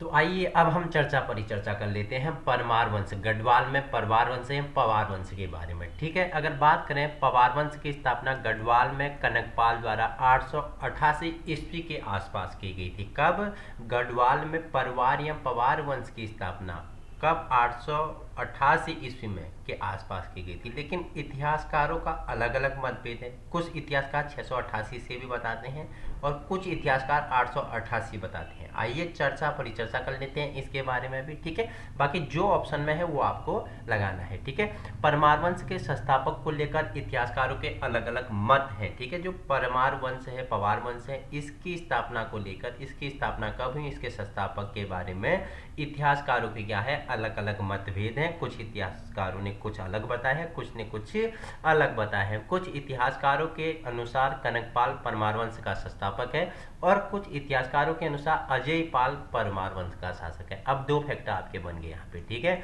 कुछ इतिहासकार बोलते हैं जो कनकपाल है ये क्या है, परमार वंश का संस्थापक है, लेकिन कुछ इतिहास क्या बोलते हैं, जो अजय पाल है ये क्या है, परमार वंश का संस्थापक है। ठीक है, ये इतिहासकारों का अलग अलग मत है, ये आपको याद रखना है। कुछ इतिहासकार के क्या बोलते हैं, कनकपाल है परमार वंश का, और कुछ इतिहास बोलते हैं अजय पाल है। ठीक है, तो आइए अब परिचर्चा कर लेते हैं, क्योंकि इतिहासकार सबकी अपनी अलग अलग सोच है, सब अलग अलग सोचते हैं, सबका अलग अलग विचारधारा है, सबके देखने का नजरिया अलग है। तो वहीं कुछ इतिहासकारों ने बोल दिया कि कनकपाल ही परमार वंश का संस्थापक है, कुछ ने बोल दिया अजय पाल ही परमार वंश का संस्थापक है। ठीक है, 888 ईस्वी से 1949 तक परमार वंश के राजाओं ने शासन किया था, जिसमें कुल 60 राजाओं की सूची हमें प्राप्त होती है। ठीक है, हमें देखो 888 से 1949 तक परमार वंश के राजाओं का शासनकाल मिलता है, जिसमें कितने राजाओं के बारे में, 60 राजाओं के बारे में, 60 राजाओं ने शासन किया था। अभी जानेंगे वो 60 राजा कौन कौन से थे। ठीक है, अलग अलग इतिहासकारों ने इन 60 राजाओं को अलग अलग 4 सूचियां प्रदान की है। ठीक है, इन चारों सूचियों में सबसे ज्यादा प्रसिद्ध और विश्वसनीय कौन है, बेकेट की सूची को माना जाता है, जो 1849 में दी गई थी। सूचियां जो अलग अलग इतिहासकारों के द्वारा की गई हैं वो देखो, एक तो आपकी है एटकिंसन की सूची होगी, दूसरा विलियम की सूची होगी, तीसरी आपकी बेकेट की सूची 1849 होगी, चौथी आपकी क्या है, हार्डिक की सूची 1796 होगी। ठीक है, परवार वंश के शासकों की सूची के बारे में अगर बात करें तो उसमें आपका कनकपाल हो गया, ठीक है, दूसरा श्यामपाल था, तीसरा आपका क्या था, पांडुपाल था, ठीक है, चौथा आपका अभिजीत पाल, पांचवें नंबर का सौगात पाल था। ठीक है, अगर 6 नंबर की बात करें तो रत्नपाल हो गया, 7 नंबर आपका शालीपाल था, 8वें नंबर का आपका क्या था, विधिपाल था, 9वां नंबर का राजा कौन था, मदन पाल था, 10वां क्या था, भक्तिपाल था, 11 आपका जयचंद पाल था, 12वीं की बात करूं तो पृथ्वीपाल था। ठीक है, 13 नंबर के अगर राजा की बात करूं वो आपका क्या है, मेदनी सेन पाल हो गया, अगस्ती पाल हो गया, सुरती पाल हो गया, जयपाल हो गया, 17 अनंत पाल प्रथम हो गया, फिर आनंद पाल हो गया, उसी के साथ साथ विभोग पाल हो गया, ठीक है, सुयानु पाल हो गया, विक्रम पाल, विचित्र पाल, हंस पाल, सोमपाल, कादिल पाल, कामदेव पाल, सुलक्षण देव, लखन देव, ठीक है, आनंद पाल द्वितीय, ठीक है, और आपका पूर्वादेव। ये 30 तो आपको बता दिए। अब 30 से आगे जो लिस्ट है उसके बारे में परिचर्चा कर लेते हैं। ठीक है, बस जुड़े रहना है एक सकारात्मक ऊर्जा के साथ आपको। तो नेक्स्ट आपका क्या आ जाता है, एक मिनट, तो फिर आपका आ जाता है 31 नंबर का आपका क्या आ जाता है, अभयपाल आ जाता है। ठीक है, 32 नंबर का आपका क्या आ जाता है, जयराम देव आ जाता है, फिर असल देव आ जाता है, जगतपाल आ जाता है, जीतपाल आ जाता है। ठीक है, उसके बाद आपका क्या आ जाता है, अनंत पाल द्वितीय आता है, फिर अजय पाल आता है, अजय पाल आता है, ठीक है, कल्याण शाह आता है, सुंदर पाल आता है, हंसदेव पाल आता है, विजय पाल, सहज पाल, बहादुर शाह, मान शाह, श्याम शाह, महीपति शाह, पृथ्वी शाह, महपति शाह और पृथ्वी शाह इंपोर्टेंट होते हैं। ठीक है, मेदनी शाह और फतेह शाह भी आपके लिए इंपोर्टेंट है, उपेंद्र शाह हो गया, और प्रदीप शाह आपके लिए इंपोर्टेंट है, ललित शाह इंपोर्टेंट है, और वहीं जयकृत शाह आता है, प्रद्युमन शाह आपका इंपोर्टेंट है, सुदर्शन शाह आपका इंपोर्टेंट है, भवानी शाह आपका लिए इंपोर्टेंट है, प्रताप शाह, कीर्ति शाह, नरेंद्र शाह, मानवेंद्र शाह, ये सभी आपके लिए इंपोर्टेंट है जो मैंने इंपोर्टेंट बताया। ठीक है, इनके बारे में भी परिचर्चा करेंगे। अब जानते हैं सबसे पहले कनकपाल के बारे में। ठीक है, यह परमार वंश का प्रथम शासक था जिसने इस वंश की नींव रखी थी।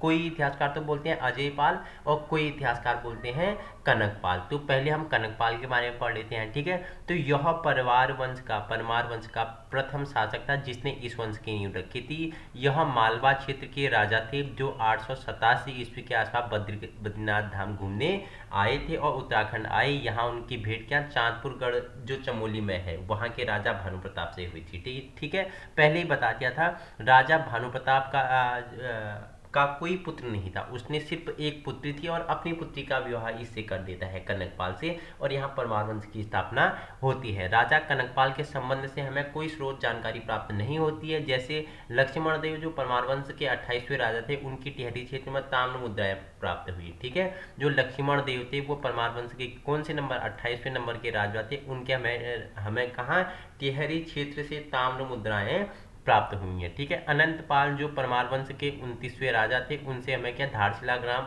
ऊखीमठ के धार शिलालेख प्राप्त हुए हैं। ठीक है, कुछ राजाओं के बारे में तो हमें शिलालेख प्राप्त हुए हैं, जैसे लक्ष्मण देव के हमें पता चलता है कि 28वें नंबर के राजा थे परमार वंश के, टिहरी क्षेत्र से इनकी ताम्र मुद्राएं मिली हैं। ठीक है, अनंत पाल परमार वंश के 29वें राजा थे, धारशिला ग्राम और ऊखीमठ धार से शिलालेख प्राप्त हुए हैं। ठीक है, इसके साथ ही जगतपाल जो परमार वंश के 34वें शासक थे, उनका हमें देवप्रयाग से शिलालेख प्राप्त हुआ है। ठीक है, देवप्रयाग मैंने आपको बताया था। ठीक है, जो मैंने आपको गंगा का नदी तंत्र बताया था देवप्रयाग, वहाँ मैंने आपको अच्छे से समझाया हुआ था कि देखो ऊपर आपका क्या हो गया, एक तो यमुनोत्री हो गया, ठीक है, आपका गंगोत्री हो गया, ठीक है, सतोपंथ हो गया, बद्रीनाथ हो गया, सतोपंथ हो गया। ठीक है, गंगोत्री, ठीक है, से क्या निकलती है, अलकनंदा भागीरथी, आप मुझे बताएंगे। ठीक है, और जो बद्रीनाथ था उससे क्या निकलता है, मैंने आपको मंदाकिनी, आप बताएंगे क्या निकलती है, वहां से बताया था मैंने। ठीक है, सतोपंथ से अलकनंदा या भागीरथी, वो मैंने बताया था। इन सभी का संगम कहाँ होता है, देवप्रयाग में होता है। देवप्रयाग से आगे गंगा के रूप में प्रभावित होती है, सबसे पहले मैदानी क्षेत्र हरिद्वार में आती है। ठीक है, तो ये मैंने वहां करवाया हुआ है, ये कनेक्ट करने वाली चीजें होती हैं, ये मैंने आपको और अच्छे से समझाया हुआ है। ठीक है, जो ज्योग्राफी बताया है उसमें अच्छे से समझाया हुआ है। ठीक है, तो याद रखना, चांदपुरगढ़ में स्थित कोनपुर गढ़ को राजा कनकपाल का गढ़ माना जाता है। ठीक है, चांदपुरगढ़ में स्थित कोनपुर गढ़ था, वहां राजा कनकपाल को क्या बोला जाता है कि ये कनकपाल का क्या है, क्षेत्र है, इसका गढ़ है कोनपुर गढ़। ठीक है, परमार वंश में कनकपाल की दृष्टि से जो प्रमाण प्राप्त हुए हैं वे उन पर ज्यादातर इतिहासकार ज्यादा विश्वास करते हैं। ठीक है, जो भी इससे साक्ष्य प्राप्त हुए हैं उसमें इतिहासकार क्या करता है, विश्वास करते हैं। जो भी हमें ताम्रपत्र मिले हैं, मुद्रा लेख मिले हैं, ठीक है, शिलालेख मिले हैं, उनसे ही हम क्या कर रहे हैं, आप तक जानकारी पहुंचा रहे हैं। उससे ही हमें अपने इतिहास से अतीत के बारे में पता चलता है। ठीक है, राजा कनकपाल के मूल निवास को लेकर भी इतिहासकार अपने अलग अलग मत है, एक मत नहीं है, अलग अलग है। और इन पर सब मतों में मुख्यतः दो राय निकलकर सामने आई। वे राय दो इस प्रकार है। एक तो बोलते हैं कि कुछ इतिहासकारों का मानना है कि राजा कनकपाल मूलतः मेवाड़, गुजरात और महाराष्ट्र जैसे क्षेत्रों से आए थे। अब देखो इतिहासकारों के दो मत सामने आते हैं। ठीक है, कि जो कनकपाल था, ठीक है, ये मेवाड़, गुजरात और महाराष्ट्र क्षेत्र से आए थे, जिनका प्रमाण चांदपुर के शिलालेख से मिलता है। ठीक है, देखो अगर हमें पता चल रहा है कि कनकपाल कहाँ से आया था, मेवाड़ से आया था, गुजरात से आया था, महाराष्ट्र से आया था, तो वो एक शिलालेख है चांदपुरगढ़ का शिलालेख, उसमें ये उल्लेखित है। ठीक है, और कुछ इतिहासकार जैसे एटकिंसन हो गया, पातीराम, हरिकृष्ण रतूड़ी का मानना है कि राजा कनकपाल मूलतः धार प्रदेश के क्षेत्रों से आए थे, परंतु इस तथ्य के कोई ज्यादा प्रमाण नहीं मिल पाए हैं। लेकिन जिसके प्रमाण मिले हम उसे ज्यादा अधिक क्या देंगे, महत्व देंगे। ठीक है, अगर चांदपुरगढ़ के शिलालेख से हमें पता चलता है कि कनकपाल मेवाड़ और गुजरात महाराष्ट्र आए, तो हम इसे ज्यादा इसकी तरफ ज्यादा जाएंगे। ठीक है, एटकिंसन, पातीराम, हरिकृष्ण रतूड़ी बोलते हैं कि धार प्रदेश से आए हैं, लेकिन इनका कोई प्रमाण नहीं है। ठीक है, अब देखो अभी कुछ मैंने बताया कि परमार वंश के दो शासक बताए थे, एक अजयपाल, एक कनकपाल। कुछ इतिहासकार अजयपाल को बोलते हैं, कुछ बोलते हैं कनकपाल को। तो कनकपाल तो पढ़ लिया, अब पढ़ते हैं अजयपाल के बारे में। ठीक है, देखो अजयपाल के बारे में क्या महत्वपूर्ण है। यह परमार वंश का सबसे शक्तिशाली एवं प्रतापी राजा था। इस वंश के 37वें राजा के रूप में थे। ठीक है, इस वंश के 37वें राजा के रूप में माना जाता है। इतिहासकार, कुछ इतिहासकार बोलते हैं कि अजयपाल ही क्या है, परमार वंश के संस्थापक है। लेकिन क्या बोलते हैं कि कुछ इतिहासकार क्या बोलते हैं कि 37वें राजा थे परमार वंश के। ठीक है, सबसे शक्तिशाली और प्रतापी राजा थे। ठीक है, इन्होंने परमार वंश की राजधानी को दो बार स्थानांतरित किया था। ठीक है, दो बार इन्होंने क्या किया, स्थानांतरित मतलब बदला था।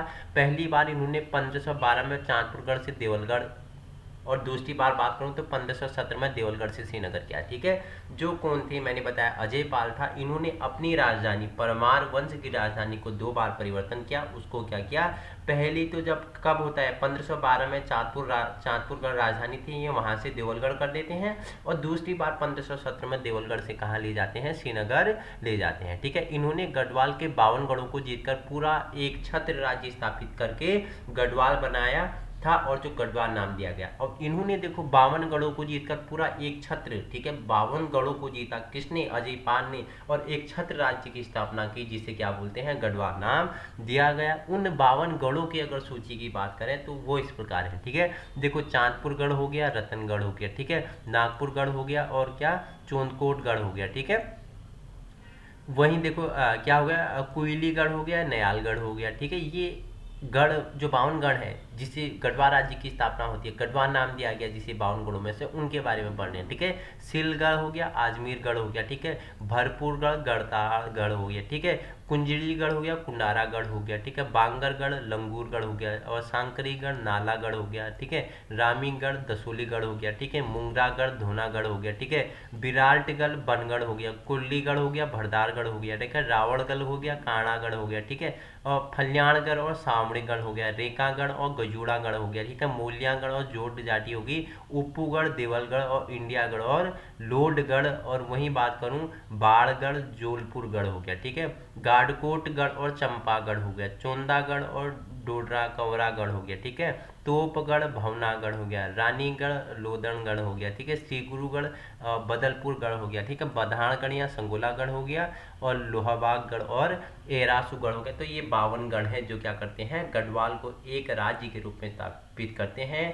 क्या करते हैं, पूरे 52 गढ़ों को मिलाकर एक राज्य का नाम पड़ता है, जिसे आप बोलते हैं गढ़वाल। ठीक है, तो आइए अब आगे चर्चा परिचर्चा कर लेते हैं। राजा अजयपाल के संबंध में जानकारी कवि भारत के मानवोदय काव्य से सुदर्शन शाह के सभागार ग्रंथ, ठीक है, सभागार ग्रंथ किसका है, सुदर्शन शाह का है, जिनके अनुसार राजा अजयपाल को परमार वंश का प्रथम शासक बताया गया है। ठीक है, पहले ही चर्चा परिचर्चा हो रही है कि जो अजयपाल को क्या परमार वंश का प्रथम शासक कौन से ग्रंथ के अनुसार? तो सभासर ग्रंथ के अनुसार बताया गया है। ठीक है, इतिहासकारों का अलग अलग मतभेद है, वो मतभेद मैंने आपको ऊपर बता दिया है। और कवि भारत के मानवोदया काव्य से सुदर्शन साहु को सभागार ग्रंथों से मिलती है, क्योंकि अजयपाल जो क्या था, परमार वंश का प्रथम शासक बताया गया था और वहाँ 37वां बताया था। ठीक है, अलग अलग है। इन्होंने देवलगढ़ में अपनी कुलदेवी राजराजेश्वरी का मंदिर बनवाया था। ठीक है, इन्होंने देवलगढ़ में अपनी कुलदेवी, इनकी कुलदेवी कौन थी? राजराजेश्वरी थी, उसका मंदिर बनवाया था। और श्रीनगर में कालिका मठ का निर्माण करवाया था। और साथ ही सत्यनारायण मंदिर हो गया, गौरजा मंदिर हो गया, भैरव मंदिर हो गया, लक्ष्मी नारायण जैसे मंदिरों का क्या किया?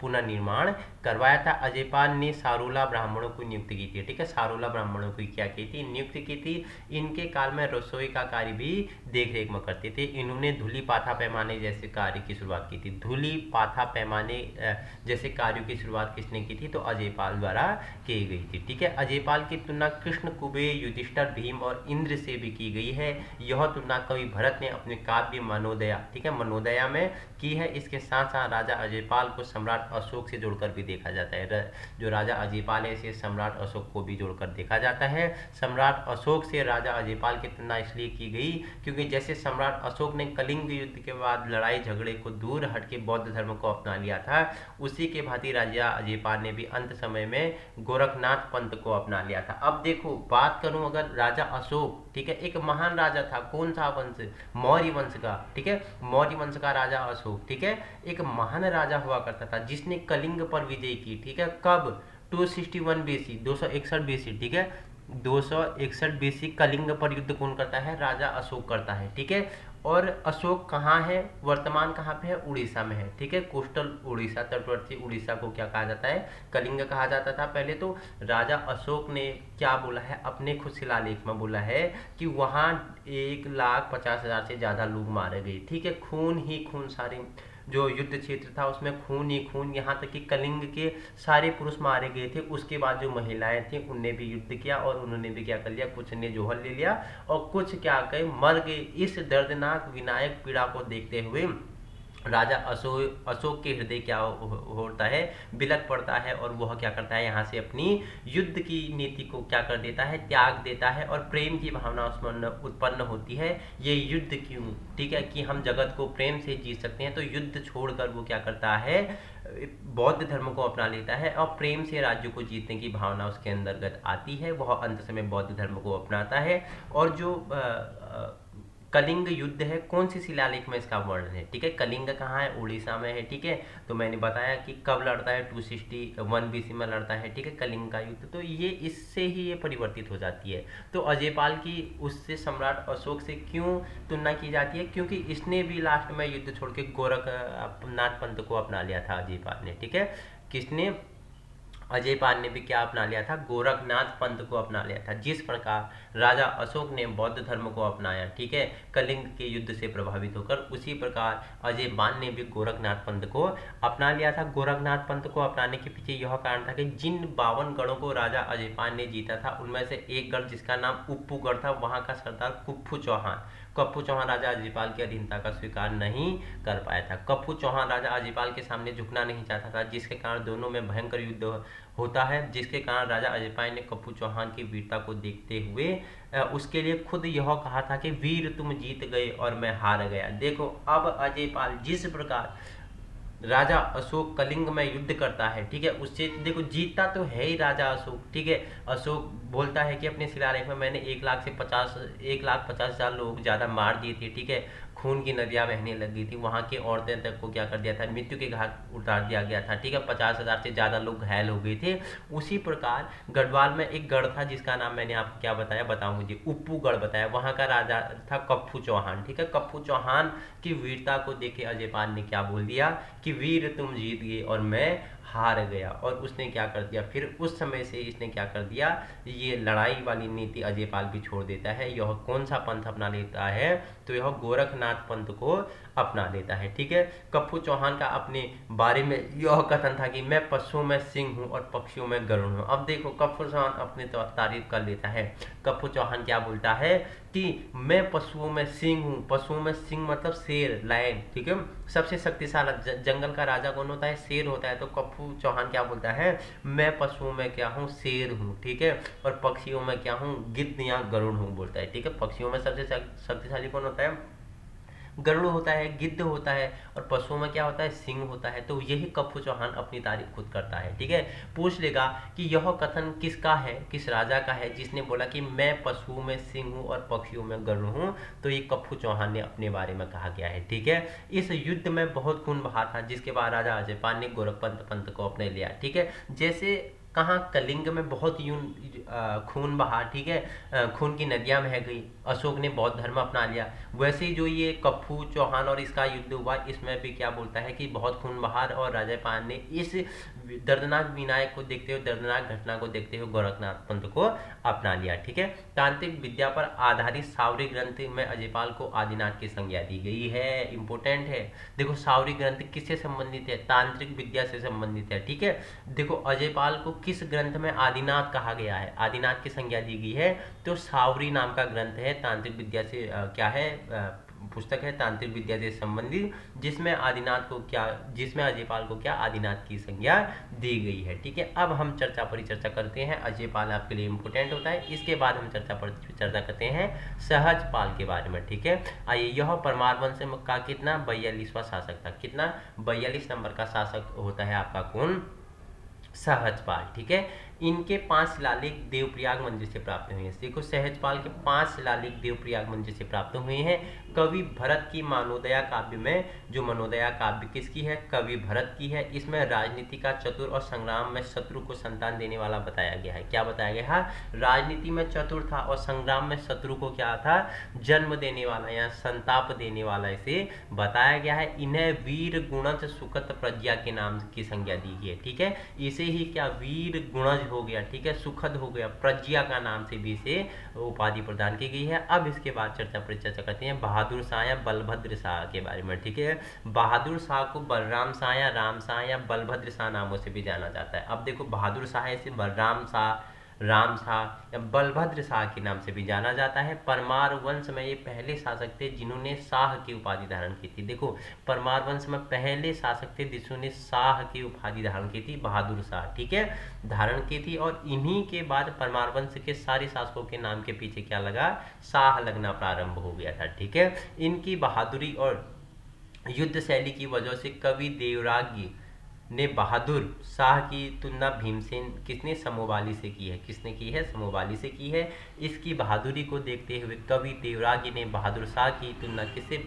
भीमसेन समोवली से की है। ठीक है, इन्होंने 1581 में कुमाऊं के चंद शासक रुद्रचंद से भी युद्ध किया, जिसे बधांगण का युद्ध एवं ग्वालनम का युद्ध कहा जाता है। इस युद्ध में बहादुर शाह ने सुखलदेव जो कत्यूरी शासक थे उनकी सहायता से के साथ रुद्रचंद को पराजित कर दिया, और रुद्रचंद का सेनापति पुरुषोत्तम पंत की युद्ध में मारा गया था। पहले ही बता दिया गया, ये सब मैंने आपको पहले ही बताया हुआ है। अभी अब आपका रिवीजन भी हो रहा है। ठीक है, कुछ चीज़ें मैंने आपके लिए दोबारा जोड़ी हैं जिससे आपका क्या हो जाएगा? रिवीजन हो जाएगा। ठीक है, अब आ जाता है आपका मानसाह। ठीक है, आइए जानते हैं मानसाह के बारे में। मानसाह के लेख 1610 में देवप्रयाग के मंदिर से प्राप्त हुए हैं। इनके काल में गढ़वाल पर कुमाऊं के चंद शासक लक्ष्मी चंद ने 7 बार आक्रमण किया था, और 7 बार मानसाह ने लक्ष्मी चंद को धूल चटाई थी, परंतु 8वीं बार मैंने बताया गेंडा सिंह वाली स्टोरी बताई थी ना, तो ये वही गेंडा सिंह वाली स्टोरी है। ठीक है, इन्हें बहुगुणा वंशावली के अनुसार क्या बद्रिसावतारिणी कहा जाता है। ठीक है, देखो नेक्स्ट है मानोदया काव्य के रचयिता कवि भारत ने की थी, और ये क्या थे? इनके राजकवि थे। ठीक है, मानसाह के द्वारा जीतू बगड़वाल को क्या थोकदार नियुक्त किया गया था? किसके द्वारा जीतू बगड़वाल को थोकदार नियुक्त किया गया था? तो मानसाह द्वारा। ठीक है, जीतू बगड़वाल बुगड़ी गांव जो टिहरी क्षेत्र में था वहां का रहने वाला था। इनके पिता का नाम गरीब राय और माता का नाम सुमेरु था। जीतू बगड़वाल के बारे में यह कहानी प्रचलित है कि ये एक दिन खेत में हल लगा रहे थे और बैलों के साथ इन्हें आछड़ियां परियां ने हर लिया था। ठीक है, तो ये क्या है? स्टोरी है, किंवदंतियां हैं। ठीक है, नेक्स्ट है आपके लिए श्याम शाह। आइए जानते हैं श्याम शाह के बारे में। यह उस समय दिल्ली पर राज कर रहे मुगल शासक जहांगीर के समकालीन थे। श्याम शाह का उल्लेख जहांगीरनामा में भी मिलता है। बताओ मुझे जहांगीरनामा किसकी कृति है, कमेंट में बताएंगे। ठीक है, इसमें बताया गया है कि श्याम शाह को जहांगीर द्वारा एक हाथी और एक घोड़ा उपहार में दिए गए के बारे में परिचर्चा मिलती है। इन्होंने श्रीनगर में शामशाही बागान का निर्माण करवाया था। इनके राजगुरु का नाम शंकरदेव था। ठीक है, शंकरदेव इनके राजगुरु का नाम था। इनकी 60 रानियां थी और कहा जाता है कि जब श्यामशाह की मृत्यु हुई तो तब सारी रानियां इनके साथ सती हो गई थी। क्या कहा जाता है, इनकी 60 रानियां थी। जब श्यामशाह की मृत्यु हो जाती है तो 60 रानियां क्या हो जाती है, इनके साथ सती हो जाती है। ठीक है, अब आपका है महिपत शाह। ठीक है, उस समय दिल्ली पर राज कर रहे मुगल शासक कौन थे, शाहजहां के समकालीन होते हैं आपके क्या, महापति शाह। इन्होंने क्या, किशोराई मठ मंदिर का निर्माण किया था। किशोराई मठ का मंदिर का निर्माण श्रीनगर में करवाया था। इनके काल में गढ़वाल पर 3 तिब्बती आक्रमण हुए थे, जिनको इन्होंने सफलतापूर्वक क्या दिया था, कुचल दिया था, जवाब दिया था।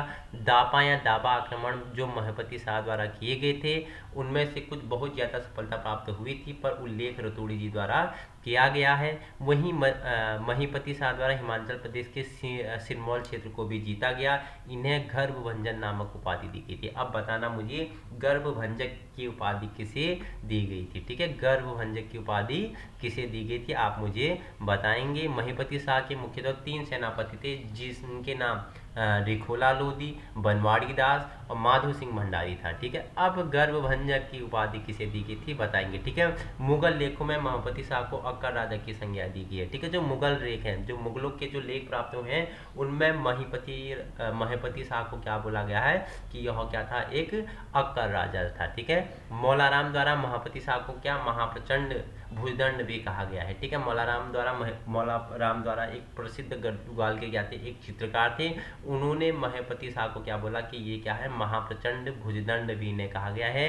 और देखो, रोटी सूती प्रथा महिपति शाह से संबंधित है। पूछेगा कि रोटी सूची प्रथा किससे संबंधित है, महिपत शाह से संबंधित है। महिपत शाह की पत्नी का नाम क्या था, रानी कर्णावती था। ठीक है, किस रानी को नागकटी के नाम से जाना जाता है, तो रानी कर्णावती को क्या, नागकटी रानी के नाम से जाना जाता है, क्योंकि इन्होंने मुगल सेनाओं को पकड़ पकड़ के उनकी नाक कटवा दी थी, जिसके कारण इनका नाम नागकटी रानी पड़ा था। इंपॉर्टेंट है, पूछ लेगा नागकटी रानी तो रानी कर्णावती किसकी पत्नी थी, तो महिपत शाह की थी। ठीक है, माधो सिंह भंडारी, इनको गर्भभंजन के नाम से भी जाना जाता है। माधो सिंह भंडारी को क्या, गर्भभंजक के नाम से भी जाना जाता है। इन्होंने मलेथा की कुल का भी निर्माण करवाया था। मलेथा की कुल का भी निर्माण करवाया था। इनके बारे में हमें जानकारी देवप्रयाग के रघुनाथ मंदिर के रजत अभिलेख से प्राप्त होती है। ठीक है, जो माधो सिंह भंडारी है, इनके बारे में जानकारी कहाँ, देवप्रयाग के रघुनाथ मंदिर के रजत अभिलेख से प्राप्त होती है। रानी कर्णावती द्वारा हाट ग्राम जो चमोली क्षेत्र के अंतर्गत आता है, वहाँ उन्होंने माधो सिंह भंडारी को साक्षी मानते हुए एक ब्राह्मण जिनका नाम क्या था, हटवाल था, उसे भूमि दान स्वरूप दी थी। और इसकी जानकारी हमें 1640 से प्राप्त एक ताम्रपत्र में मिलती है। आइए जानते हैं रानी कर्णावती के बारे में थोड़ी फैक्ट। ठीक है, यह परमार वंश के 46वें राजा महापति शाह की पत्नी थी और इनको नागकटी नहीं, नागकटी रानी के नाम से भी जाना जाता है। इनको नागकटी रानी के नाम से इसलिए पुकारा जाता है क्योंकि उस समय दिल्ली पर राज कर रहे मुगल शासक शाहजहां ने 1635 में अपने सेनापति नवाजत खां को दून घाटी पर हमला करने के लिए भेजा था।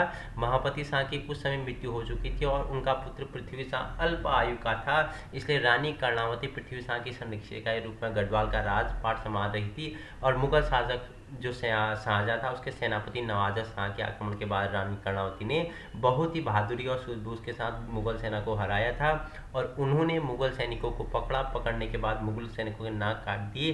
तभी से उनका नाम नगकटी या नागकटी रानी के नाम पर जाना जाने लगा उन्हें। ठीक है, रानी कर्णावती ने कन्नूरपुर नामक नगर की स्थापना भी की थी। कन्नूरपुर नगर नामक की स्थापना भी किसने की थी, रानी कर्णावती ने की थी। ठीक है, अब परिचर्चा कर लेते हैं पृथ्वी शाह के बारे में। ठीक है, जैसा कि अभी हमने आपको बताया कि महापति शाह की जल्दी मृत्यु के बाद रानी कर्णावती को पृथ्वी शाह की संरक्षिता के रूप में गढ़वाल का राजपाट संभालना पड़ता है।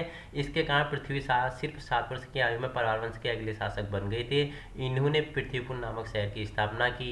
इनके काल में मुगल शासक औरंगजेब के बड़े भाई दारा शिकोह का पुत्र सुलेमान शिकोह औरंगजेब से भागते हुए पृथ्वी शाह के पास शरण मांगने आया। औरंगजेब ने अपने 3 भाइयों में से युद्ध करके उन्हें हरा दिया था और अपने पिता शाहजहां को कैद करके मुगल वंश का अगला शासक बन गया और अपने विरोधियों की इसने क्या कर दी, हत्या कर दी। इसलिए औरंगजेब के बड़े भाई दारा शिकोह ने पुत्र सुलेमान शिकोह को पृथ्वी शाह के पास शरण लेने के लिए भेज दिया। पृथ्वी शाह ने सुलेमान शिकोह को अपनी शरण में रहने के लिए स्वीकार कर लिया। सुलेमान शिकोह ने 17 व्यक्तियों के साथ गढ़वाल में शरण ली। पृथ्वी शाह के पुत्र मेदनी शाह ने अपने पिता के साथ विद्रोह किया था और सुलेमान शिकोह को पकड़कर औरंगजेब को वापस सौंप दिया। इस कार्य के लिए पृथ्वी शाह ने अपने पुत्र मेदनी शाह को क्या देश निकाला की संज्ञा दे दी थी। ठीक है, मेदनी शाह को पराक्रमी राजा या डरपोक पुत्र भी कहा गया। मेदनी शाह को किसको पराक्रमी राजा या डरपोक पुत्र कहा गया, मेदनी शाह। ठीक है, 1662 में औरंगजेब ने मेदनी शाह की दिल्ली में मृत्यु की सूचना पृथ्वी शाह को दे दी। पृथ्वी शाह को क्या मानधनता प्रकाश के बीच हाटकोटी की संज्ञा भी प्रदान की गई थी। यहाँ हाटकोटी की संधि होती है। ठीक है, देखो पृथ्वी शाह और मानधनता प्रकाश के बीच हाटकोटी के बीच क्या होती है, एक संधि होती है। पृथ्वी शाह की राजगद्दी त्यागने के बाद फतेह शाह राजा बनता है और औरंगजेब फतेह शाह के बाद राजा बनने की बधाई देता है। ठीक है, सेशन बहुत ही लंबा हो गया, एनर्जी भी अप डाउन होते जा रही है जैसे जैसे बता रहे हैं, तो जितना इंपॉर्टेंट है उसके बारे में तो चर्चा परिचर्चा चल ही रही है। ठीक है, याद रखना है, कहानी के माध्यम से समझना है। ठीक है, अब आपका है फतेह शाह के बारे में जानकारी ले लेते हैं। ठीक है, देखो यह मुगल शासक औरंगजेब के समकालीन था और इन्हें गढ़वाल का शिवाजी के नाम से, देखो गढ़वाल के शिवाजी के नाम से किसे, फतेह शाह को जाना जाता है। ठीक है, साथ ही इन्हें गढ़वाल के अकबर के नाम से भी जाना जाता है। इंपॉर्टेंट है, याद रखना। यह भी 12 वर्ष की अल्प आयु में शासक बन गए थे और इनकी संरक्षिका के रूप में कटौची देवी ने गढ़वाल पर राजपाट संभाला था। ठीक है, इनकी संरक्षिका कौन थी, कटौची देवी थी। ठीक है, फतेह शाह का शासनकाल गढ़वाल के स्वर्णकाल के रूप में माना जाता है। देखो किसके शासनकाल को गढ़वाल का स्वर्णकाल कहा जाता है, तो फतेह शाह आपका क्या हो जाएगा, राइट आंसर हो जाएगा। ठीक है, इनका गुरु गोविंद सिंह जैसे घोड़े पर बैठा एक चित्र भी मिलता है। इन्होंने अपने शासनकाल में परमार वंश की सीमाओं को बहुत ज़्यादा बढ़ाया और इन्हीं के काल में ज़्यादा सीमाओं का विस्तार हुआ है। जैसे मुगल शासक अकबर के दरबार में 9 रत्न रहते थे, उसी प्रकार फतेह शाह के दरबार में भी 9 रत्न रहते थे और उनके नाम कुछ इस प्रकार हैं। हरिदत्त थपलियाल हो गया, ठीक है, शशिधर डगवाल हो गया, सहदेव चंदौला हो गया, हरिदत्त नौटियाल, खेतराम धसमाणा, कीर्तिराम कैथोला, ठीक है, वासवानंद बहुगुणा हो गया और क्या सुरेशानंद बथवाल हो गया और रुद्रदत्त की मोटी हो गया। तो ये 9 रत्न हैं किसके दरबार में, फतेह शाह के। ठीक है, इन्होंने सहारनपुर पर आक्रमण करके वहां फतेहपुर नामक नगर की स्थापना की।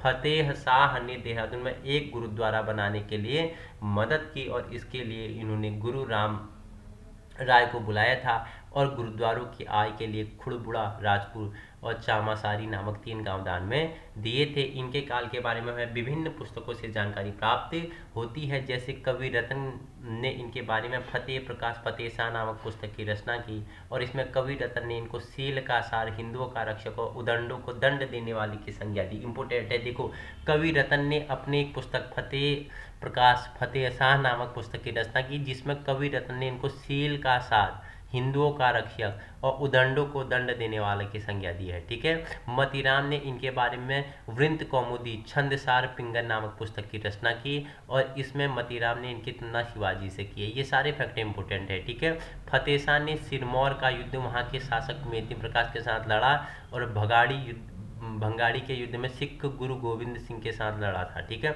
उपेंद्र शाह के बारे में जान लेते हैं। फतेह शाह के बाद उनका पुत्र शासक बनता है परंतु बग्वाल के दिन इसकी मृत्यु हो जाती है। बग्वाल के दिन किसकी, उपेंद्र शाह की मृत्यु हो जाती है। ठीक है, आइए जानते हैं प्रदीप शाह के बारे में। ठीक है, यह भी 5 वर्ष की अल्प आयु में शासक बन गए थे, इसलिए राजमाता जिया कनकदेई ने उनकी संरक्षिता के रूप में गढ़वाल का राजपाट संभाला था। इनको महाराजा धीराज की उपाधि भी मिली थी। उस समय 1743 में कुमाऊं में शासन कर रहे चंद वंश के शासक कल्याण चंद्र चतुर्थ पर रोहिल्लों का आक्रमण कर दिया था और उस समय प्रदीप शाह ने कल्याण चंद्र चतुर्थ की मदद की थी। वहीं 1773 में गढ़वाल और कुमाऊं दोनों के साथ रोहिल्लों का दूनागिरी का युद्ध होता है और इस युद्ध में रोहिल्लों को विजय प्राप्त होती है। ठीक है, इसके बाद आते हैं आपके ललित शाह। ठीक है, यह कुमाऊं के चंद शासक दीपचंद के समकालीन थे। इनके 4 पुत्र होते थे जिनका नाम जयकृत शाह, प्रद्युम्न शाह, पराक्रम शाह और प्रीतम शाह था। इन्होंने कुमाऊं पर आक्रमण किया था और आक्रमण करने का निमंत्रण इनको कुमाऊं के ही मंत्री हर्षदेव ओली जोशी ने दिया था। वहीं 1777 में बग्वाली पोखर युद्ध गढ़वाल और कुमाऊं के बीच होता है जिसमें गढ़वाल की तरफ से ललित शाह थे और कुमाऊं की तरफ से मोहन चंद्र थे। इस युद्ध में गढ़वाल शासक ललित शाह को विजय प्राप्त हुई और इसके बाद उन्होंने अपने पुत्र प्रद्युम्न शाह को कुमाऊं की राजगद्दी पर बैठाकर वहां पर राजा नियुक्त कर दिया। कुमाऊं से युद्ध के बाद लौटते समय गनाई, गीवाड़, दुलड़ी नामक स्थान में इनकी क्या मलेरिया के कारण मृत्यु हो जाती है। उसके बाद आते हैं जयकृत शाह, ठीक है। यह प्रद्युम्न शाह का सौतेला भाई था जो 1785 में जयकृत शाह और प्रद्युम्न शाह के बीच एक कपरोली का युद्ध होता है। इस युद्ध में गढ़वाल सेना को विजय प्राप्त होती है। वहीं 1785 में जोशाणी कांड होता है जिसमें हर्षदेव ओली गढ़वाल का पर आक्रमण करके बहुत लूटपाट करते हैं। इंपॉर्टेंट है, जोशाणी कांड कब होता है? 1785 में, ठीक है। उसके बाद अब आपके लिए आता है प्रद्युम्न शाह, ठीक है। अपने सौतेले भाई जयकृत शाह को 1786 में मृत्यु के बाद प्रद्युम्न शाह गढ़वाल के भी राजा बन जाते हैं। ये पहले शासक होते हैं जिसने गढ़वाल और कुमाऊं पर एक साथ सत्ता स्थापित की थी, ठीक है। जब प्रद्युम्न शाह गढ़वाल के भी शासक बन गए थे तब उनके भाई पराक्रम शाह ने उनके खिलाफ विद्रोह किया था। इनके गढ़वाल की जो राजगद्दी संभालने के बाद कुमाऊं का राजपाट का भी कार्यभार क्या हर्षदेव ओली ने संभाला था, ठीक है। वहीं गढ़ जीता संग्राम या गणिका नाटक जिसके रचयिता कौन है? मौलाराम है। उन्होंने अपनी रचना में पराक्रम शाह के प्रद्युम्न शाह के खिलाफ उसके विरुद्ध का उल्लेख किया है, उसके विरुद्ध विद्रोह का उल्लेख किया है। इसके साथ उन्होंने पराक्रम शाह को एक दुराचारी, चरित्रहीन और विलासी राजकुमार की संज्ञा दी गई है। तो ये आपके लिए इंपॉर्टेंट होता है। अब आप परिचर्चा करेंगे पालीग्राम का युद्ध, ठीक है। जैसा कि हमने आपको बताया कि ललित शाह ने मोहनचंद्र को हराने के बाद उनका पुत्र प्रद्युम्न शाह कुमाऊं की गद्दी पर बैठता है और हर्षदेव जोशी कुमाऊं का कार्यभार संभालता है। तो बाद में 1786 में क्या होता है? मोहनचंद्र दोबारा वापस आता है और हर्षदेव जोशी और प्रद्युम्न शाह से पालीग्राम का युद्ध लड़ता है और इसमें मोहनचंद्र विजय प्राप्त होती है और वह दोबारा कुमाऊं के राजगद्दी पर बैठ जाता है। मोहनचंद्र पहले हार जाता है, फिर दोबारा पालीग्राम के युद्ध में जीतता है, फिर क्या करता है? कुमाऊं की गद्दी पर बैठ जाता है। वहीं 1788 में हर्षदेव जोशी ने दोबारा मोहनचंद्र से युद्ध किया और इस युद्ध में मोहनचंद्र की मृत्यु हो जाती है। फिर हर्षदेव जोशी ने शिवचंद्र को कुमाऊं की राजगद्दी पर बैठाया था। बाद में शिवचंद्र से महेंद्र चंद्र युद्ध करता है और महेंद्र चंद्र को विजय प्राप्त होती है और कुमाऊं पर महेंद्र चंद्र की सत्ता स्थापित हो जाती है। इस क्रम में गढ़वाल पर प्रद्युम्न शाह ही राज कर रहे होते हैं। देखो, जो कुमाऊं में चंद वंश और गढ़वाल में परमार वंश दोनों को एक साथ जोड़कर पढ़ना होता है जिससे आपकी समझ अच्छी बनती है, ठीक है। तो ये दोनों हमने पढ़ लिए हैं। तो अब देखो थोड़ी और इम्पोर्टेंट होता है। देखो 1790 में नेपाल के गोरखाओं को कुमाऊं पर आक्रमण करने का निमंत्रण देते हैं कौन? मैंने बताया था हर्षदेव जोशी, ठीक है। और महेंद्र चंद्र के बीच हौलबाग का युद्ध होता है, पहले मैंने आपको समझाया था, ठीक है। उसके बाद हमने गढ़वाल का परमार वंश पढ़ लिया था। तो परमार वंश हमने कंप्लीट कर लिया, चंद वंश हमने कंप्लीट कर लिया। अब हम पर चर्चा परिचर्चा किसके बारे में करेंगे? हम चर्चा परिचर्चा करेंगे गोरखा के शासनकाल के बारे में। नेक्स्ट वीडियो में चर्चा परिचर्चा करेंगे, ठीक है। उससे पहले एक दो फैक्टर और हैं वो भी आपको समझा देता हूँ, ठीक है। देखियो क्या बोल रहा है। 1791 में गोरखाओं ने गढ़वाल पर भी आक्रमण किया और लंगूरगढ़ का युद्ध कहा जाता है। देखो 1791 में गोरखाओं ने गढ़वाल पर आक्रमण किया जिसे लंगूरगढ़ का युद्ध कहा जाता है और गोरखाओं का यह गढ़वाल पर प्रथम क्या था? आक्रमण था। इसी क्रम में 1795 में गढ़वाल में बहुत भयंकर अकाल भी पड़ जाता है। इसके बाद 1 सितंबर 1803 में एक विनाशकारी भूकंप भी गढ़वाल में आता है जिसकी तीव्रता कितनी थी? 9.0 के आसपास थी। देखो 9.0 की बहुत ही तीव्र गति की भूकंप होती है, बहुत ही नुकसान हुआ, अकाल पड़ जाता है यहाँ पे, ठीक है। अकाल पड़ता है। अकाल पड़ने के तुरंत बाद कब? 1 सितंबर 1803 को 9.0 की स्पीड की भूकंप यहाँ आता है गढ़वाल पे, ठीक है। 1803 में ही गोरखाओं ने गढ़वाल पर अपना दूसरा आक्रमण किया, बाड़ाहाट का युद्ध कहते हैं उसे। क्या कहते हैं? बाड़ाहाट का युद्ध कहते हैं। एक तीसरा युद्ध भी गोरखाओं के द्वारा गढ़वाल के विरुद्ध किया गया जिसे चमुआ या चंबा का युद्ध कहते हैं। तीसरा युद्ध भी किया गया जिसे चमुआ या चंबा का युद्ध कहते हैं। अंत में 14 मई 1804 में देहरादून के खुड़बुड़ा नामक मैदान में गोरखाओं ने आक्रमण किया जिसमें खुड़बुड़ा का युद्ध कहा जाता है। इस युद्ध में गोरखाओं को विजय प्राप्त होती है और दुर्भाग्यवश प्रद्युम्न शाह की इस युद्ध में क्या हो जाती है? मृत्यु हो जाती है और प्रद्युम्न शाह ने गोरखाओं से युद्ध करने के लिए अपना राज सिंहासन तक सहारनपुर में भेज दिया था। श्री डबराल द्वारा इसको देखते हुए प्रद्युम्न शाह के शासनकाल को निर्धनता की खो हमें डूबा हुआ कुशासन कहकर संबोधित किया, ठीक है। किसके शासनकाल को डबराल ने निर्धनता की खो हमें डूबा हुआ कुशासन कहकर संबोधित किया? तो प्रद्युम्न शाह का क्या हो जाएगा? राइट आंसर हो जाएगा, ठीक है। तो अब इस प्रकार चंद्रवंश और गढ़वाल में परमार वंश का अंत गोरखाओं के द्वारा किया जाता है और संपूर्ण गढ़वाल के क्षेत्र में गोरखाओं का राज स्थापित हो जाता है। ठीक है, अब हम जो हमारी नेक्स्ट वीडियो आएगी उसमें हम गोरखाओं के शासनकाल में परिचर्चा करेंगे कि गोरखा कहाँ के निवासी थे, मूल नेपाल से संबंध रखते थे, तो वो भी आपके लिए इम्पोर्टेंट होगा। ठीक है, उत्तराखंड का इतिहास भाग 1 कंप्लीट हो गया, भाग 2 कंप्लीट हो गया, ये भाग 3 आज आपके लिए कंप्लीट हो गया। भाग चौथा आपका लिए जो आएगा उसमें हमारी उत्तराखंड का इतिहास क्या हो जाएगा, पूरा कंप्लीट हो जाएगा, जो आपके लिए इम्पोर्टेंट होगा। तो चारों भाग आपको देख लेने हैं। ठीक है, जिससे आपकी एक बेसिक समझ बन जाएगी, एक बेसिक ज्ञान का निर्माण होगा कि उत्तराखंड का इतिहास कैसे रहा। जैसे आप भारत का इतिहास पढ़ते हो, ठीक है, मध्यकालीन इतिहास, आधुनिक इतिहास, ठीक है, तो प्राचीन इतिहास, मध्यकालीन इतिहास और आधुनिक काल के इतिहास, वैसे ही ये हमने क्या पढ़ा, उत्तराखंड का इतिहास पढ़ा है। इसी प्रकार वीडियो पाने के लिए आप अपने YouTube चैनल बिहेवियर एजुकेशन उपकार की क्लास को क्या कर सकते हो, संलग्न कर सकते हो। उत्तराखंड की सभी परीक्षाओं की दृष्टि से महत्वपूर्ण श्रृंखला के लिए चल रहे हैं। Thank you so much.